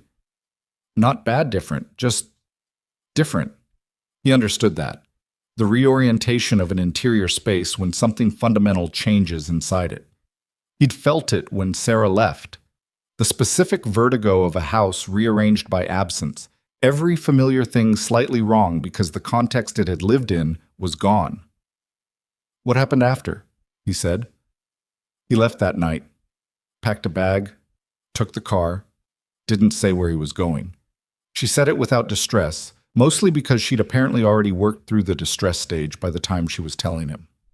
I think he was expecting me to stop him, to do the thing we'd done before where he pushed far enough to get a reaction from me and then used the reaction as the subject of the next argument. She looked up. I didn't stop him. Good. I made dinner. I ate it. I watched something completely mindless on television. I don't even remember what, and I went to bed. A pause. And I slept, properly. First time in, she thought about it. I can't remember. A long time. He nodded. He thought about his own Thursday night, the quiet sleep, the morning that had felt like slightly more of it was his. He thought about how physical relief actually is, how it lives in the body before it lives in the mind, how you feel it as sleep and appetite, and the ability to take a full breath before you feel it as anything you can put a name to. He called the next day, she said. Then his brother called. Then someone from his firm. I think they were checking if I was going to make a public statement. I let everything go to voicemail. She looked at him with an expression that was composed and slightly tired and entirely certain of itself. I've made one public statement in the last 40 years of my life, and it was about a quarterly earnings report. I'm not making another one about my marriage. What about Dominic's attorneys? They contacted mine Friday morning. It's moving. She chose the word carefully. The financial entanglement is real. He has equity in the company through our marriage agreements, which is going to be the complicated part. But Claire, my attorney, says we're in a strong position, and the photographs are, to use her words, very clear. Something shifted in her expression at that. Not satisfaction exactly, more like the face of someone who has prepared for a battle and is now in it and is discovering that preparation, while it doesn't remove the difficulty, at least removes the surprise. I've been in harder negotiations. He believed her. What he didn't say, what he filed away carefully and looked at only in the margin space of the days that followed, was that she hadn't once, in any of this, asked him what she should do. She'd told him what was happening. She'd talked through it in his kitchen, the way people talk through hard things when they need to hear themselves saying them. But she hadn't asked him to decide anything, to weigh in on the strategy, to tell her whether she was doing it right. He found that quietly one of the things he most respected about her. The following 2 weeks had a different quality than the weeks before them. The investigation phase, the careful, suspended, evidence-gathering tension of it, was finished. What replaced it was something more mundane and more grinding in the way that legal and financial proceedings are always grinding. Paperwork, calls between attorneys, the logistical negotiation of who was physically where, when. Dominic had moved into an apartment downtown, which was information Victoria conveyed with the particular absence of commentary that means everything. The estate was hers, technically. It had been purchased with Ashford Group funds before the marriage, and the marital property agreement was structured accordingly. A fact that Dominic had apparently not thought through as carefully as she had when they'd signed it 6 years ago. Mason continued to be next door. He continued to take Lily to school and do his job estimates and pick up materials and fix the things that were broken in the straightforward and satisfying way that broken things get fixed when you know what you're doing. He continued to have coffee with Victoria when the mornings worked out for both of them, which was more often than not. What changed was the texture of those mornings. Before, there had always been the weight of the unresolved, the situation sitting between them like something that had to be managed, the careful awareness of limits and appropriate roles and what was hers to decide without his input. That weight was still present, in a way. The divorce wasn't final. The legal process was ongoing. These were real facts with real implications. But under that, something had loosened. The performances were gone. the maintained surfaces on both sides, the careful management of proximity. She showed up at his kitchen table on a Wednesday morning with no makeup on and reading glasses pushed up on her head that she'd apparently forgotten she was wearing, and she talked about a personnel decision she was wrestling with at the company, not because it was related to anything they'd been through, but because she wanted to think out loud about it, and he was someone she trusted to think out loud with. He told her about the kitchen job in Westfield going sideways because the clients had changed their minds about the island placement after the plumbing was already roughed in, and she listened and asked a clarifying question about the contract language that was, he had to admit, exactly the right question. They were, he realized one Thursday morning, watching her read something on her phone at his kitchen table while he scrambled eggs for both of them. They were just two people who spent time together, who were good at it, who made each other a little better at the ordinary management of their days. He hadn't had that in a long time. He hadn't known he was missing it as specifically as he apparently was. Lily met her properly for the first time on a Saturday in mid-November. It happened without a plan, which was the only way it could have happened without Mason overthinking it into an event. He and Lily were raking leaves in the front yard, or Mason was raking and Lily was jumping into the piles as fast as he made them, which was technically counterproductive and also completely non-negotiable, when Victoria came through the hedge gap and stopped on the edge of the yard. "I was going to," she started. A leaf pile exploded. Lily emerged from it like a small, victorious animal, saw Victoria, and froze with the specific stillness of a child who has spotted something interesting and is recalibrating. They looked at each other. "You're the lady from next door," Lily said. "I am," Victoria said. "I'm Lily." "I know, I'm Victoria." Lily considered this. "That's a good name. It has a lot of syllables." She looked at the leaf pile, then back at Victoria. "Do you want to jump in the leaves?" Victoria looked at the pile. She was wearing dark slacks and a very good cashmere sweater. She looked at Lily. She looked back at the pile. "Yes," she said, and she kicked off her shoes on the lawn and jumped. It was not a graceful jump. She landed slightly sideways, one knee more committed than the other, and ended up sitting in the pile rather than triumphantly standing over it the way Lily did, and Lily immediately started telling her the correct technique, very specifically, with some physical demonstration, and Victoria listened with complete seriousness and tried again on the next pile and landed better. Mason stood with the rake and watched this happen and felt something in his chest do something he wasn't going to examine too closely in public, in his front yard, in the November afternoon. Lily was merciless with her coaching and generous with her approval when Victoria got something right. Victoria asked questions about the methodology with apparent genuine interest. They spent 20 minutes destroying every pile he'd made, and then Lily determined they should make one big pile and jump in together, and they did, and both of them ended up covered in leaves, and Lily was laughing, and Victoria was laughing too. A real laugh, unguarded, not the careful almost laugh he'd heard in the kitchen, and the sound of it was something he wanted to write down somewhere and keep. He didn't do that. He just stood there with the rake and let it be what it was. Afterward, Lily invited Victoria in for hot chocolate, which she delivered not as an invitation, but as a scheduling announcement. Victoria looked at Mason. He shrugged. She was 6. This was how she operated. Victoria came in. They had hot chocolate. Lily explained Jupiter's moons in considerable detail, while Victoria asked questions that were, Mason noticed, not indulgent questions the way some adults talk to children.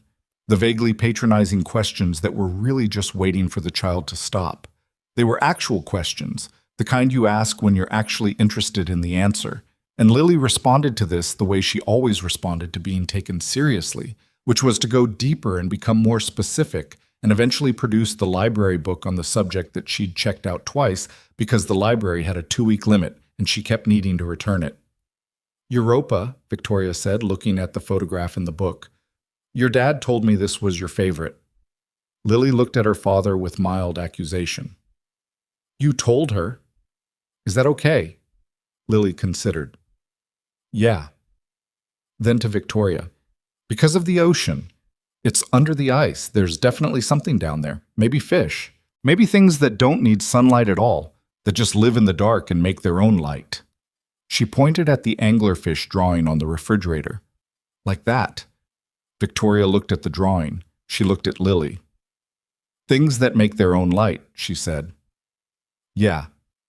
Lily said it simply, like it wasn't a metaphor. It wasn't to her. She was just talking about anglerfish. It's just what they evolved to do. When there's no light around, you make your own. The room was quiet for a moment. That's the smartest thing I've heard all week, Victoria said. Lily looked pleased, but not surprised. I know, she said, and took another sip of hot chocolate. After Lily's bedtime that night, Mason and Victoria sat on the back porch, his back porch, the one that looked out over the yard and the hedge and the edge of the estate beyond it, with the last of the coffee and the specific cold that had settled in for November with apparent permanence. She had her jacket on, her hands wrapped around her mug, looking out at the dark yard with an expression he couldn't fully read.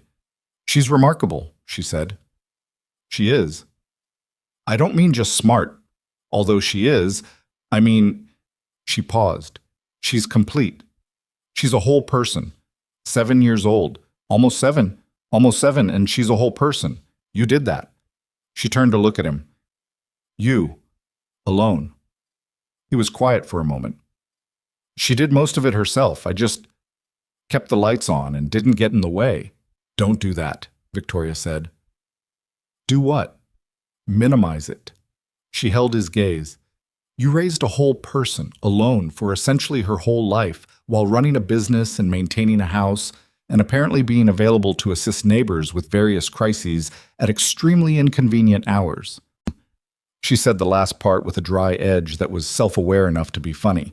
That's not nothing. That's a remarkable thing. He looked at her. You run a 9-figure company that operates in 14 countries, and I couldn't carry 4 bags of groceries without needing help. She said it directly, not as self-deprecation, but as a genuine accounting of something. I've been so efficient at the large-scale version of competence that I'd completely lost track of how to manage the small-scale version. A pause. Dominic took care of that. Or I thought he did. Actually, he just occupied the space where it should have been and called it taking care. She looked out at the yard again. I'm learning to do the small things again, make my own tea, order groceries properly, sleep. How's the tea? Still terrible. But she almost smiled. Improving, though. He looked at the side of her face in the dark. The way the kitchen light from inside caught the edge of her jaw, the slight tension she always held just below the surface that had been loosening, slowly, over the past weeks. She wasn't all the way through it. He knew that, and she knew it. The divorce wasn't final. There were still hard conversations coming, hard days, the specific loneliness of a house rearranged by a departure, even when you were the one who asked for the departure. He'd had those days. He still had them sometimes, but she was through the worst of the hiding, and he'd come to understand over the weeks that the hiding had been the most exhausting part. Not the lying she'd been subjected to, but the performance she'd had to sustain of not knowing, the constant management of her own perception, the energy spent making herself smaller than she was so that Dominic's version of events had room to exist. That was the part that had been grinding her down. The self-erasure disguised as keeping the peace. She wasn't doing it anymore. And the difference was visible in everything. The way she sat, the way she spoke, the way she jumped into a leaf pile in cashmere without a second thought because a 6-year-old had asked her to and she'd wanted to. Can I tell you something? He said. Yes. He thought about how to say it. He was generally not someone who said things he hadn't thought through, and he'd thought through this enough to know what he wanted to say and not enough to know how it would land, and he decided that the not knowing was acceptable and that saying it was better than not.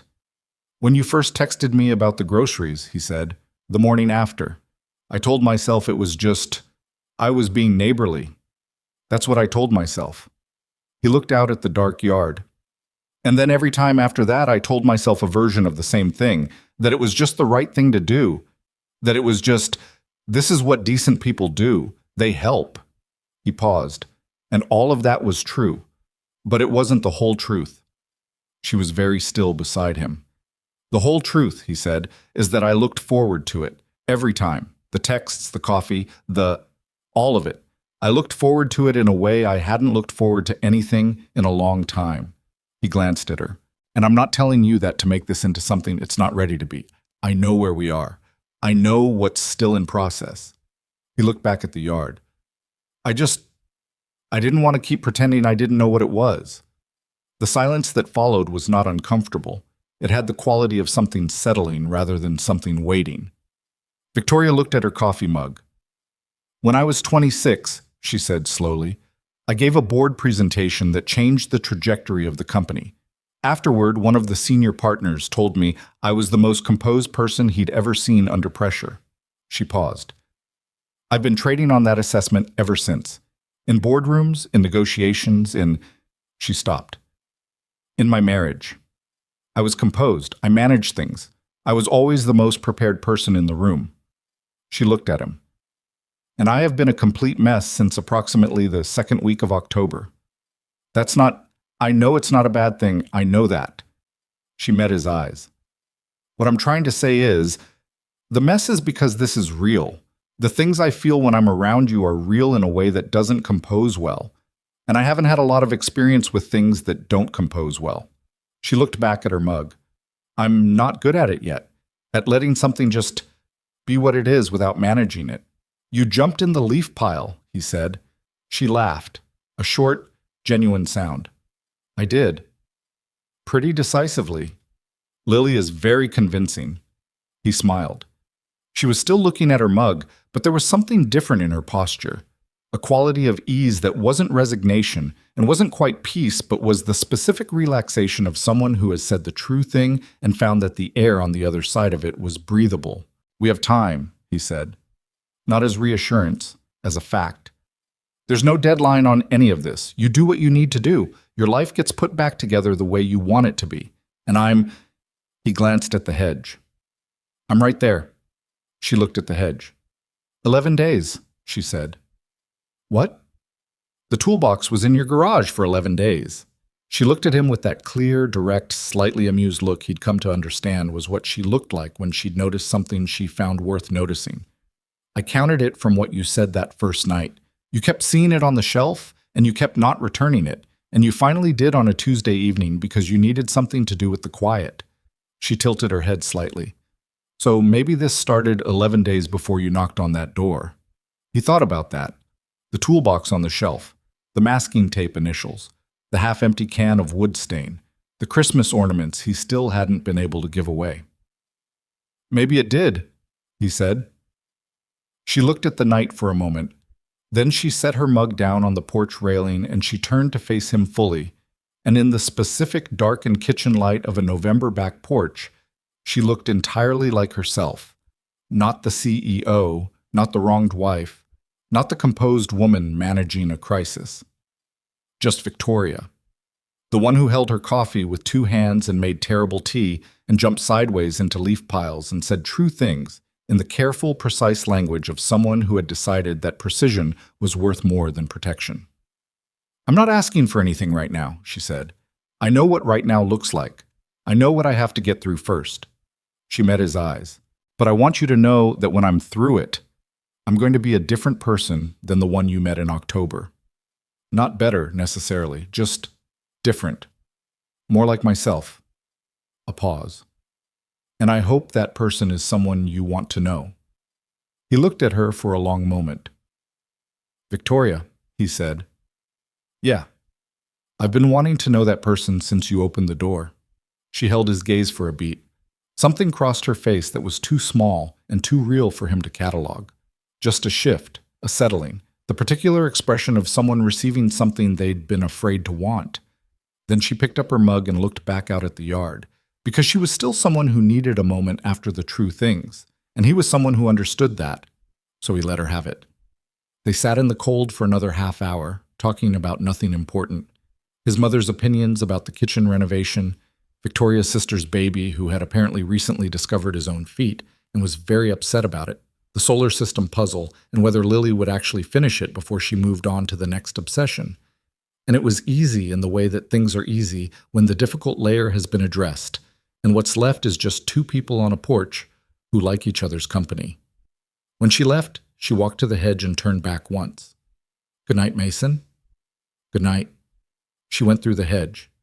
He sat on the porch alone for a few minutes after, his coffee cold, the November air doing what November air does, The dark yard still and simple in the way that yards are when no one is watching them be anything. He thought about impermanence and duration, about the difference between what was gone and what was changed, about Sarah leaving and Lily staying and the 4 years between then and now that had built him into someone who could sit still in the middle of difficulty without needing to resolve it before he was ready. He thought about a woman learning to make her own tea. He thought about things that make their own light. He went inside. He locked the back door. He checked on Lily, asleep, her purple pom-pom hat somehow still on her head, the library book open on the pillow beside her to the Europa photograph. He took the hat off gently. He put the book on the nightstand. He stood in her doorway for a moment in the dark, listening to her breathe, and he thought about what he'd said to Victoria. "I'm right there."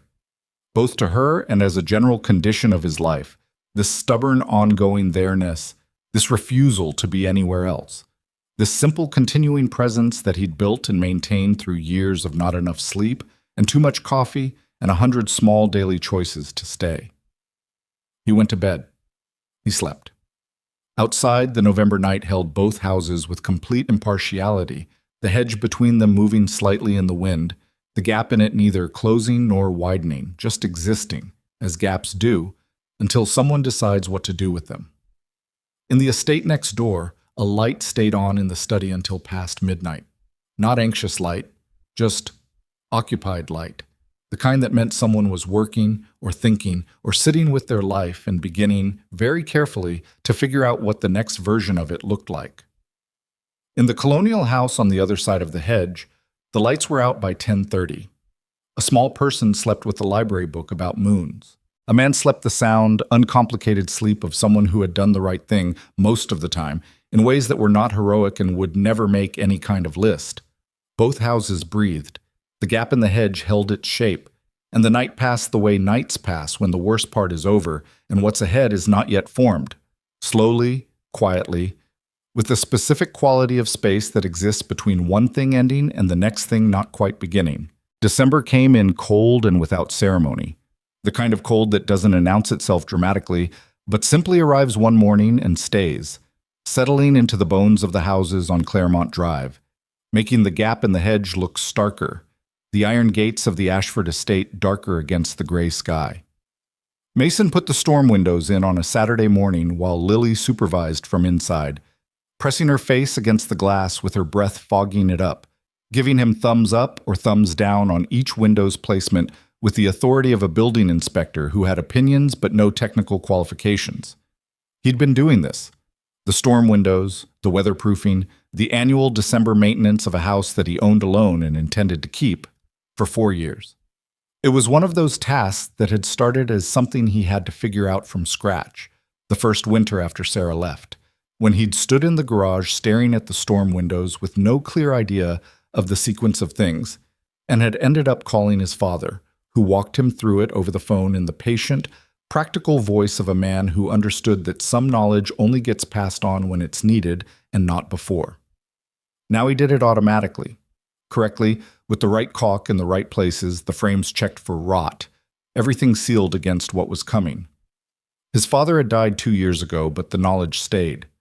That was how knowledge worked. That was how most things worked, if you let them.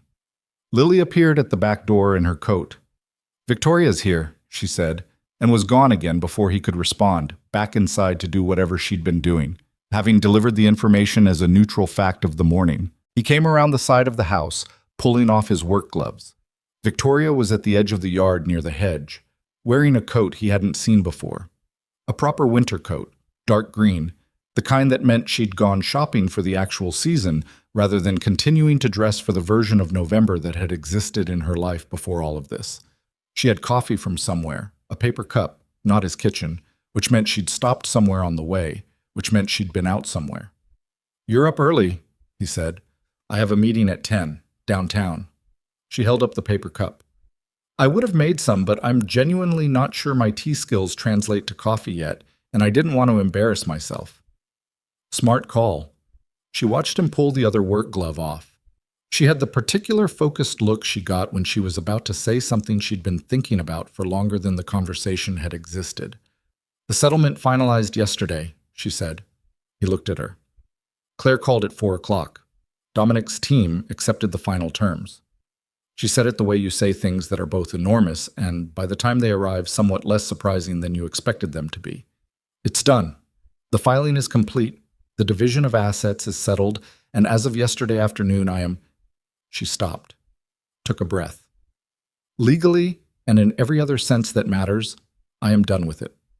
He was quiet for a moment. How do you feel? He said. She considered the question with actual seriousness, the way she considered everything. Like I picked up something very heavy 8 months ago and put it down yesterday, and my arms still remember the weight. She looked at her coffee cup. And also like I want to eat a large breakfast, which I don't usually do, but this morning I stopped at a diner on Harmon Boulevard that I've never been to and ate eggs and toast and something called a skillet that I'm not entirely sure I can describe anatomically, but that was the best thing I've eaten in months. He laughed. He couldn't help it. A diner? I know. I've apparently become someone who eats at diners alone at 7 in the morning. She looked at him over the cup. I didn't mind it at all. That's new. A lot of things are new. She said it plainly, not with drama or with the self-conscious awareness of someone tracking their own growth, just as a simple report on the state of things. I've been making a list, not on paper, just in my head, things I've discovered about myself in the last 2 months. She paused. I make genuinely terrible tea but acceptable scrambled eggs. I sleep better when the window is open a crack even in November. I'm better at my job than I thought I was, because it turns out a significant amount of the energy I was spending on managing Dominic's perception of me has been freed up for other things. Is the company okay? The company is more than okay. Something moved in her expression. Not quite pride, more like the satisfaction of a person who built a thing and then watched it hold up under pressure and was both relieved and unsurprised. The mergers closed, both of them. We're expanding the London office in January. Caroline has been extraordinary. She paused. I gave her a raise. She cried. I almost cried. There was a lot of crying for about 45 seconds, and then we both went back to work. He smiled. He was still standing with his work gloves in his hand, and the morning was cold and ordinary, and the kind of moment that doesn't look significant from any external vantage point, but is. What else is on the list? He said. She looked at him. The careful measuring look was gone, had been gone for a while, he realized, so gradually he hadn't marked the specific moment of its departure. What was in its place was something more open, less defended, the face of someone who'd decided that accuracy mattered more than protection. You, she said, simply. You're on the list. He waited. Under the category of things I didn't know I needed and turned out to need more than almost anything else. She held his gaze steadily. I've been thinking about how to say this in a way that's honest, but not too much. Not the kind of thing that puts weight on something before it's ready to hold it. And then I decided that calibrated honesty was still a performance of a kind, and I've been performing things for 8 months, and I'm very tired of it. She looked at him. So the honest thing is, you changed something for me, not the circumstances. You, the way you are, the way you stayed. He thought about 11 days, about a toolbox on a shelf, about a door he almost didn't knock on, and a room he almost didn't stay in, and every small, non-heroic decision that had followed the first one. I didn't do anything remarkable, he said. I know you think that. She shifted her coffee cup to her other hand.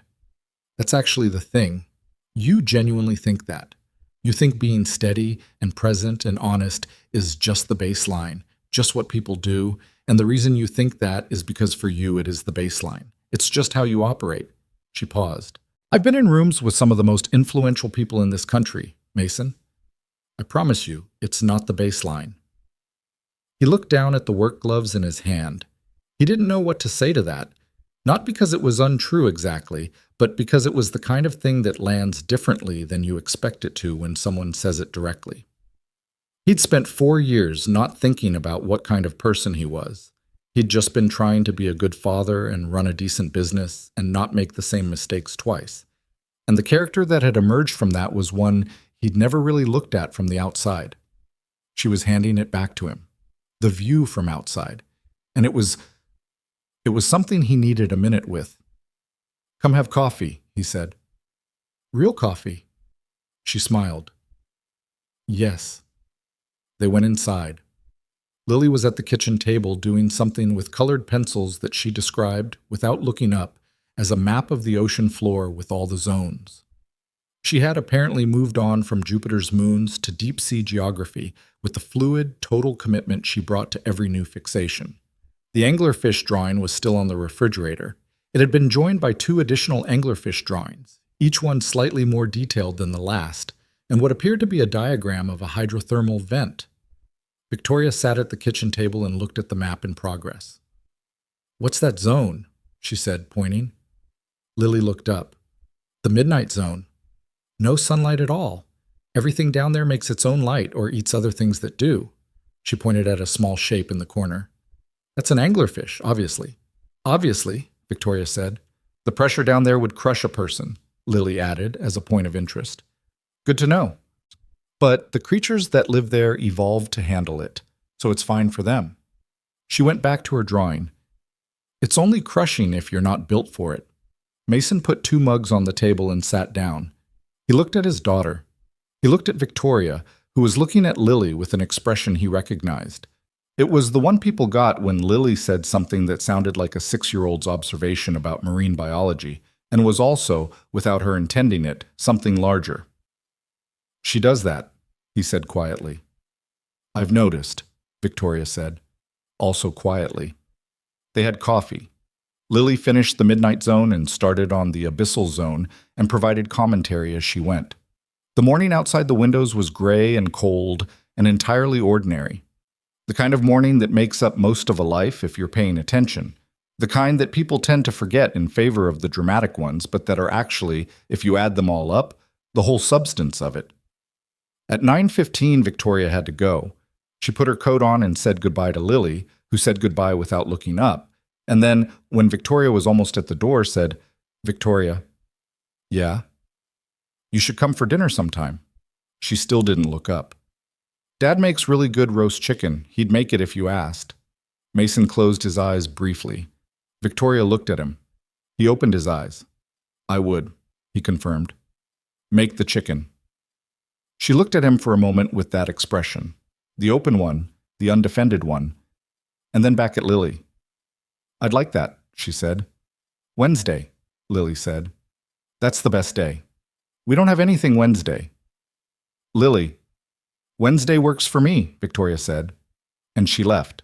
And Mason stood in his kitchen while his daughter drew hydrothermal vents and felt something that he could not name precisely and didn't try to, because some things resist naming and are better just felt, in the morning cold, with coffee and the sound of colored pencils and the particular ordinary light of a December day that didn't look like anything special, and was.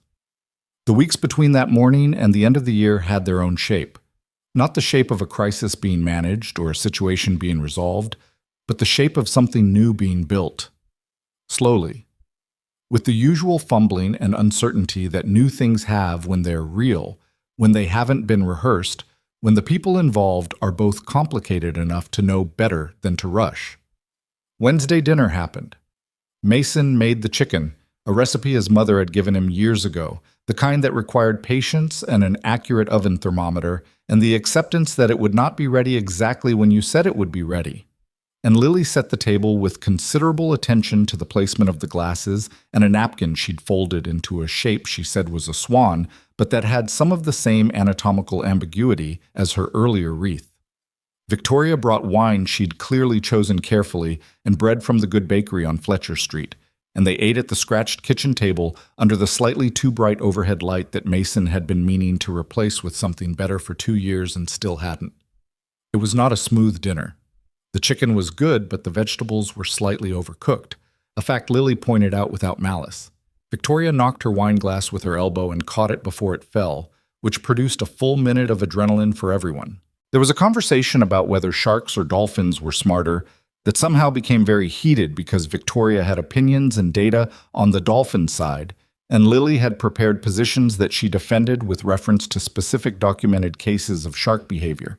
And they argued, genuinely argued, with respect and actual engagement, for 20 minutes while Mason ate his chicken and watched with the particular pleasure of someone observing 2 people he cared about discover that they were going to be genuinely good sparring partners. After dinner, Lily showed Victoria the completed ocean floor map in full detail, including a section on bioluminescence that took 12 minutes to explain. Victoria asked approximately 30 questions.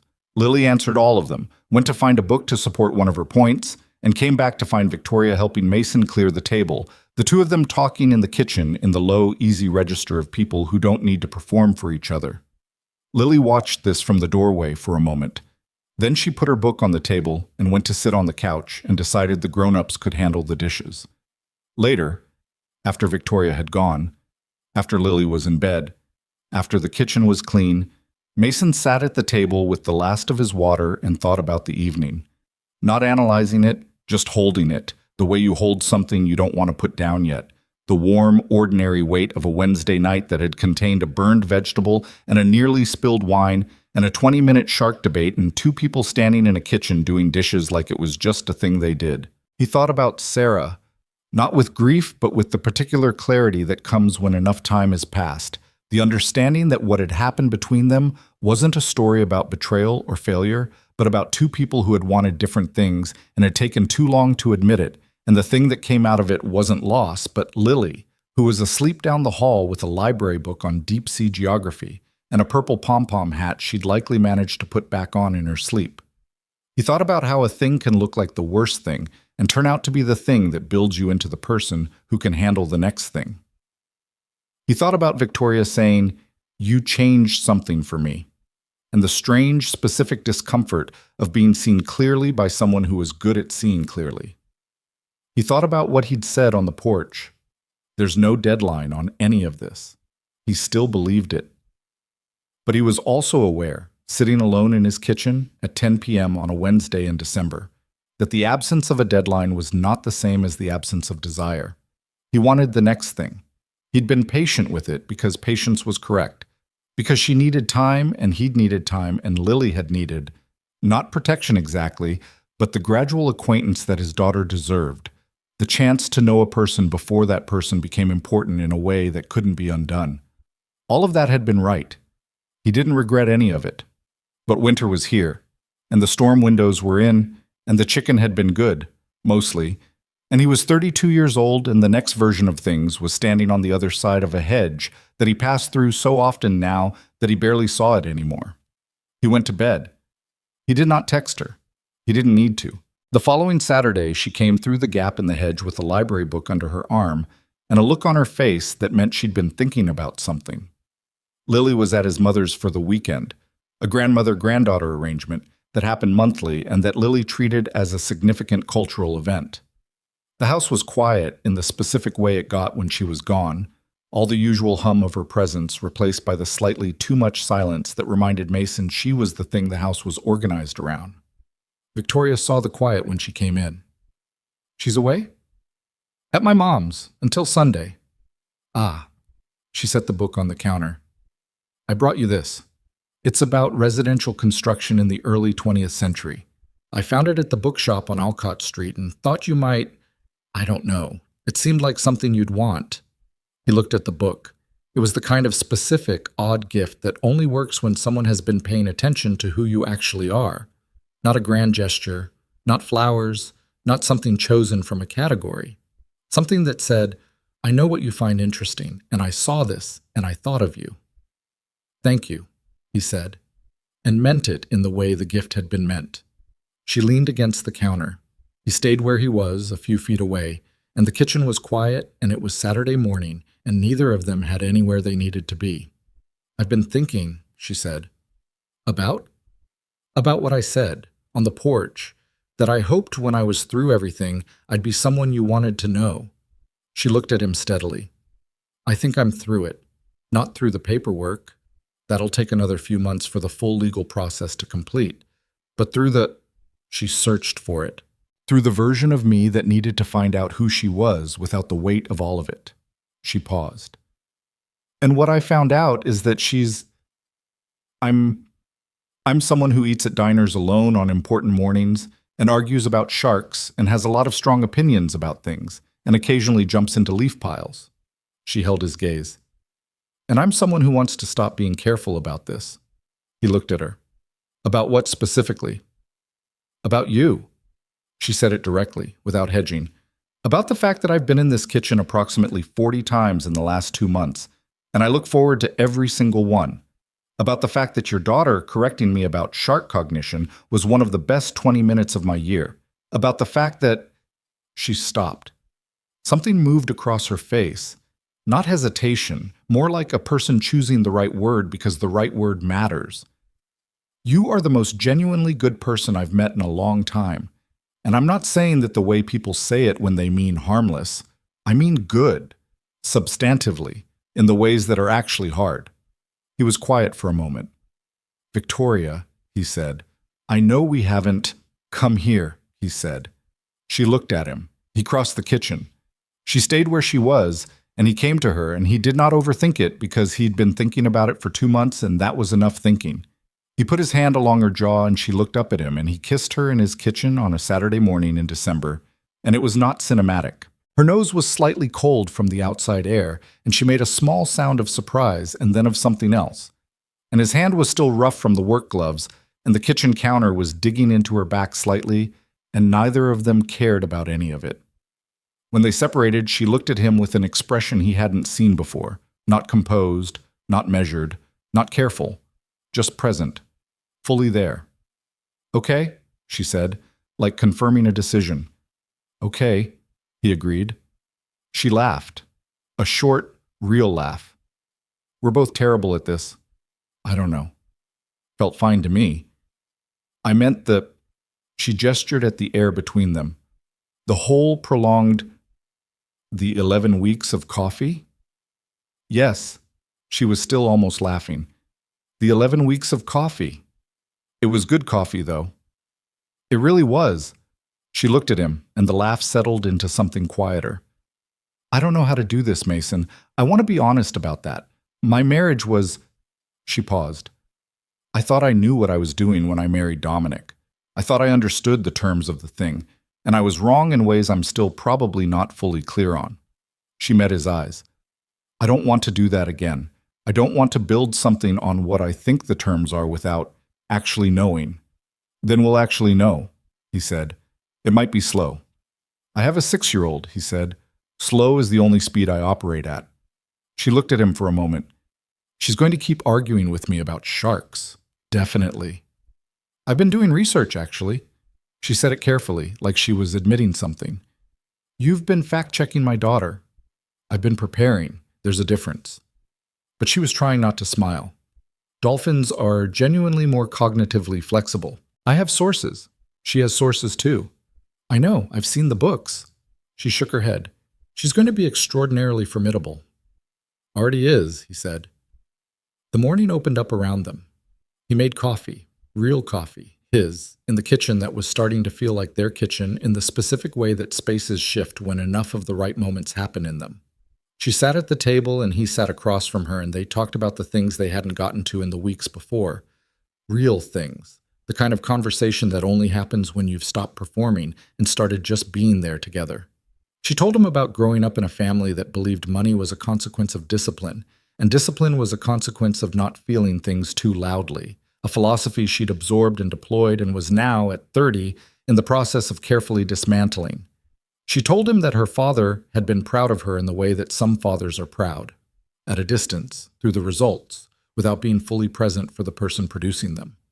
She told him she'd been trying to earn his approval in various professional forms for most of her adult life, and that this year, in the middle of everything falling apart, she'd had the clarifying realization that his approval or its absence was not going to change the fundamental fact of what she'd built, which was real and hers regardless. He told her about Sarah, really told her, the version he didn't usually tell, not the abbreviated she left when Lily was almost 2, but the longer, more uncomfortable version that included the ways he'd been absent before she left. The way he'd thrown himself into the business in those early years with a single-mindedness that he'd called ambition, and that had also been, if he was being honest, avoidance. The ways he'd been easier to leave than he should have been, not because he hadn't cared, but because caring and showing it had been, for a long time, things he kept separate. I'm better at it now, he said, at the showing it part. Lily fixed a lot of that. You can't be emotionally withholding with a 6-year-old who asks what you're feeling approximately 4 times a day. She asked me what I was feeling on Wednesday, Victoria said, during dinner while I was explaining about the wine glass. What did you say? I said I was feeling relieved I hadn't spilled it. She paused. She said that wasn't what she meant. Yeah, she does that. I told her I was feeling, she thought about it, good, happy, that I was having a good time. She looked at her coffee. She said, okay, good, because you looked like you needed a good time, and then she went back to her ocean map. Victoria looked up at him. She's very perceptive for someone who's primarily concerned with bioluminescence. She comes by it honestly, he said. Her grandmother's the same way. Your mother? She knows what you're feeling before you figured it out yourself. It's slightly unnerving. He paused. She'll like you when you meet her. The statement settled between them without alarm, both of them letting it sit there as the natural next thing. Not a pressure, not a test, just the ordinary forward motion of something real. The days between December and January had their own momentum. The legal finalization of the divorce filed through the court in mid-December.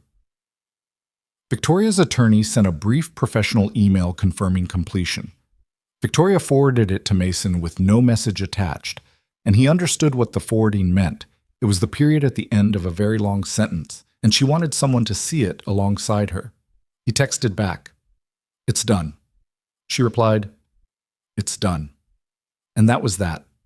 Christmas arrived with the specific chaos of a household with a 7-year-old. Lily had turned 7 in the first week of December, a birthday celebrated with a cake Mason made from scratch that rose slightly unevenly on one side, which Lily declared added character, and a present that was a more advanced library card at the city's main branch that she treated with the reverence usually reserved for significant official documents. Victoria had given her a field guide to deep-sea creatures, illustrated, the professional scientific kind, and Lily had stood in the kitchen holding it with both hands like it was a physical object of considerable gravity and said, "This is exactly right," in a voice that made Victoria look away for a moment, collecting herself. Christmas morning was Lily and Mason and his mother, who came over early and stayed all day and made something with sweet potatoes that she refused to share the recipe for, and that was better than it had any right to be. In the afternoon, with his mother dozing on the couch and Lily deep in the field guide, Mason texted Victoria, "Merry Christmas." She replied, "Merry Christmas." My sister called, 3 hours. I cried twice, she cried once. The baby banged on something in the background the entire time. How is the baby? According to my sister, he's a genius. According to the sounds coming through the phone, he's a person with strong opinions about percussion. Sounds familiar? A pause, then, I miss you. 3 words. No hedging, no elaborate framing. Just the truth, the way she'd been doing it since she decided to stop performing. He looked at his phone for a moment. Come over, he typed. My mother's here. She'll feed you. Another pause, longer. Give me an hour, she said. She came over at 4 o'clock in a green sweater and her hair down and carrying a bottle of something that his mother immediately pronounced excellent taste, while simultaneously taking it from her to open it herself. Lily appeared from her room with the field guide held out open to a page on giant isopods that she wanted to discuss immediately. Mason stood back and watched Victoria be absorbed into his household. The specific mild chaos of it, his mother's opinions, and Lily's expertise, and the sweet potato thing, and the slightly uneven Christmas cake, and the ordinary December afternoon inside a house that was full of people who were happy to be in it. And he thought about the gap in the hedge, which he'd been thinking about in various ways since October. He'd been wrong. He understood now when he'd thought of it as a gap, as absence, as the space where a boundary hadn't quite been completed. It was a door. It had always been a door. It just needed the right people to start using it.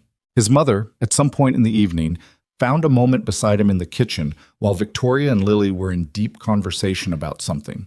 A debate, from the sound of it, with Lily holding her ground on a point and Victoria conceding another while clearly preparing a counter-argument. His mother watched this. She's good, she said, quietly, just for him. I know. With Lily, she glanced at him, and with you. I can see that from here. He was quiet for a moment. Yeah. His mother looked back at the living room. Your father would have liked her. She argues like he did, like she actually respects you enough to disagree. He thought about his father walking him through storm windows on the phone, patient and practical, passing on what he knew when it was needed.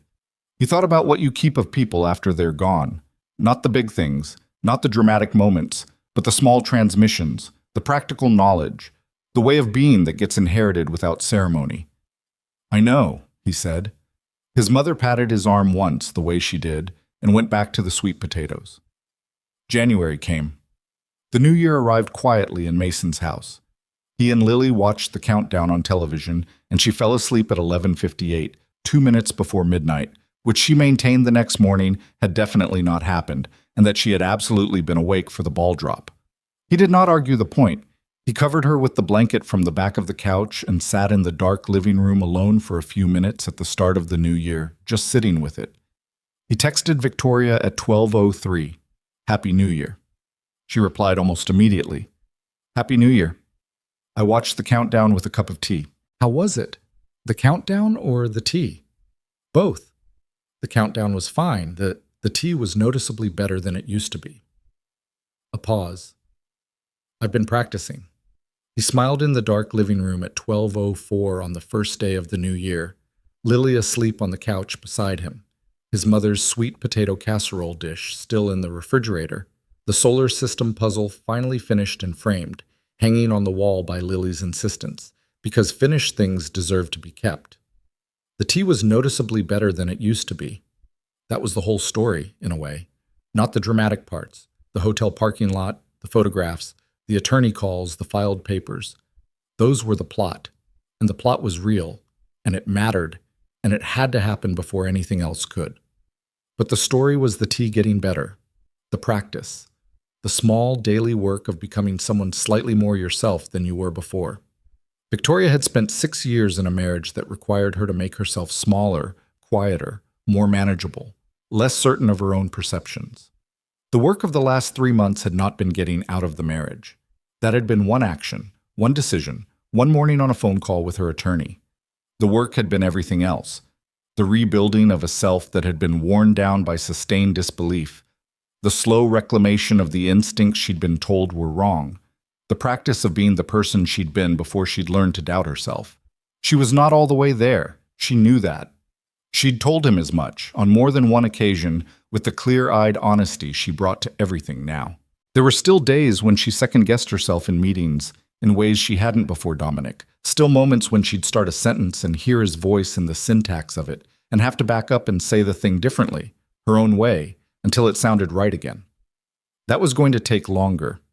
Some of it might always be present, in the residual way that difficult things leave traces. She'd made her peace with that. And Mason was not a fixed quantity either, and he knew it. He was a man who had spent 4 years organizing his life so tightly around his daughter and his work that he'd nearly forgotten there was a version of himself that wanted other things too. A person to sit on a porch with, a person who challenged him and disagreed with him and saw him clearly and stayed.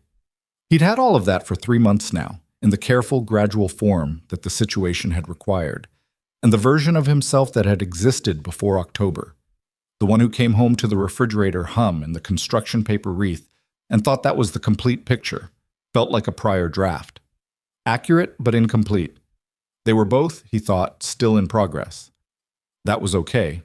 That was actually the point. On the second Saturday of January, Mason put new hardware on the gate in the hedge, the gap that had never been quite closed, that the landscaping crew had stopped trying to address, that had become, over the months, just the way you got between the two properties. He didn't close the gap. He framed it, put proper hinges on the section of hedge framing, attached a simple latch, made it a proper passageway that could open and close as needed rather than just a place where the boundary hadn't held. Victoria came through it that morning while he was still adjusting the latch, and she stopped and looked at what he was doing. "You're formalizing it," she said. "It's practical. The gap lets in cold air on this side in winter." He tightened the last screw. "Also, it was a gap. Gaps bother me professionally." She looked at the gate. "It's a good gate. It's a decent gate." He opened and closed it twice, testing the hinge. "It'll do."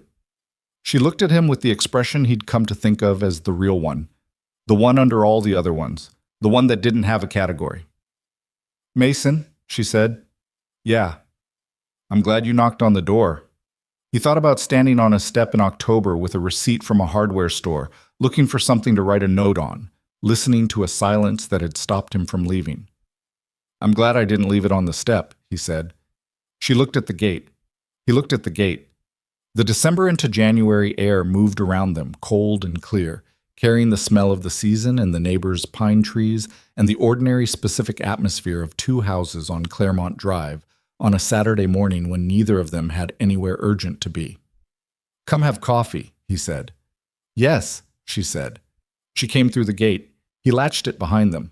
They walked across the yard toward the house where Lily was inside, probably drawing something. A new obsession had been signaled the night before, something involving plate tectonics that Mason was as yet only partially briefed on. And the morning was cold and completely real and not cinematic, not perfect, not the kind of thing that looked like an ending from any vantage point except the one where you understood that the best endings are the ones that don't actually end anything but simply open into the next part, the part you couldn't see before. The part that begins the way most good things begin, quietly, with coffee. Through a gate, someone finally took the time to build properly. The house was warm. The refrigerator hummed. On the kitchen wall, inside a frame Lily had painted purple, a finished solar system looked out over a kitchen table with mismatched chairs and a ring stain from a mug put down too many times in the same spot, and all of it, the imperfection of it, the specificity, the accumulated ordinary weight of a life lived in full, was exactly, entirely what it was supposed to be.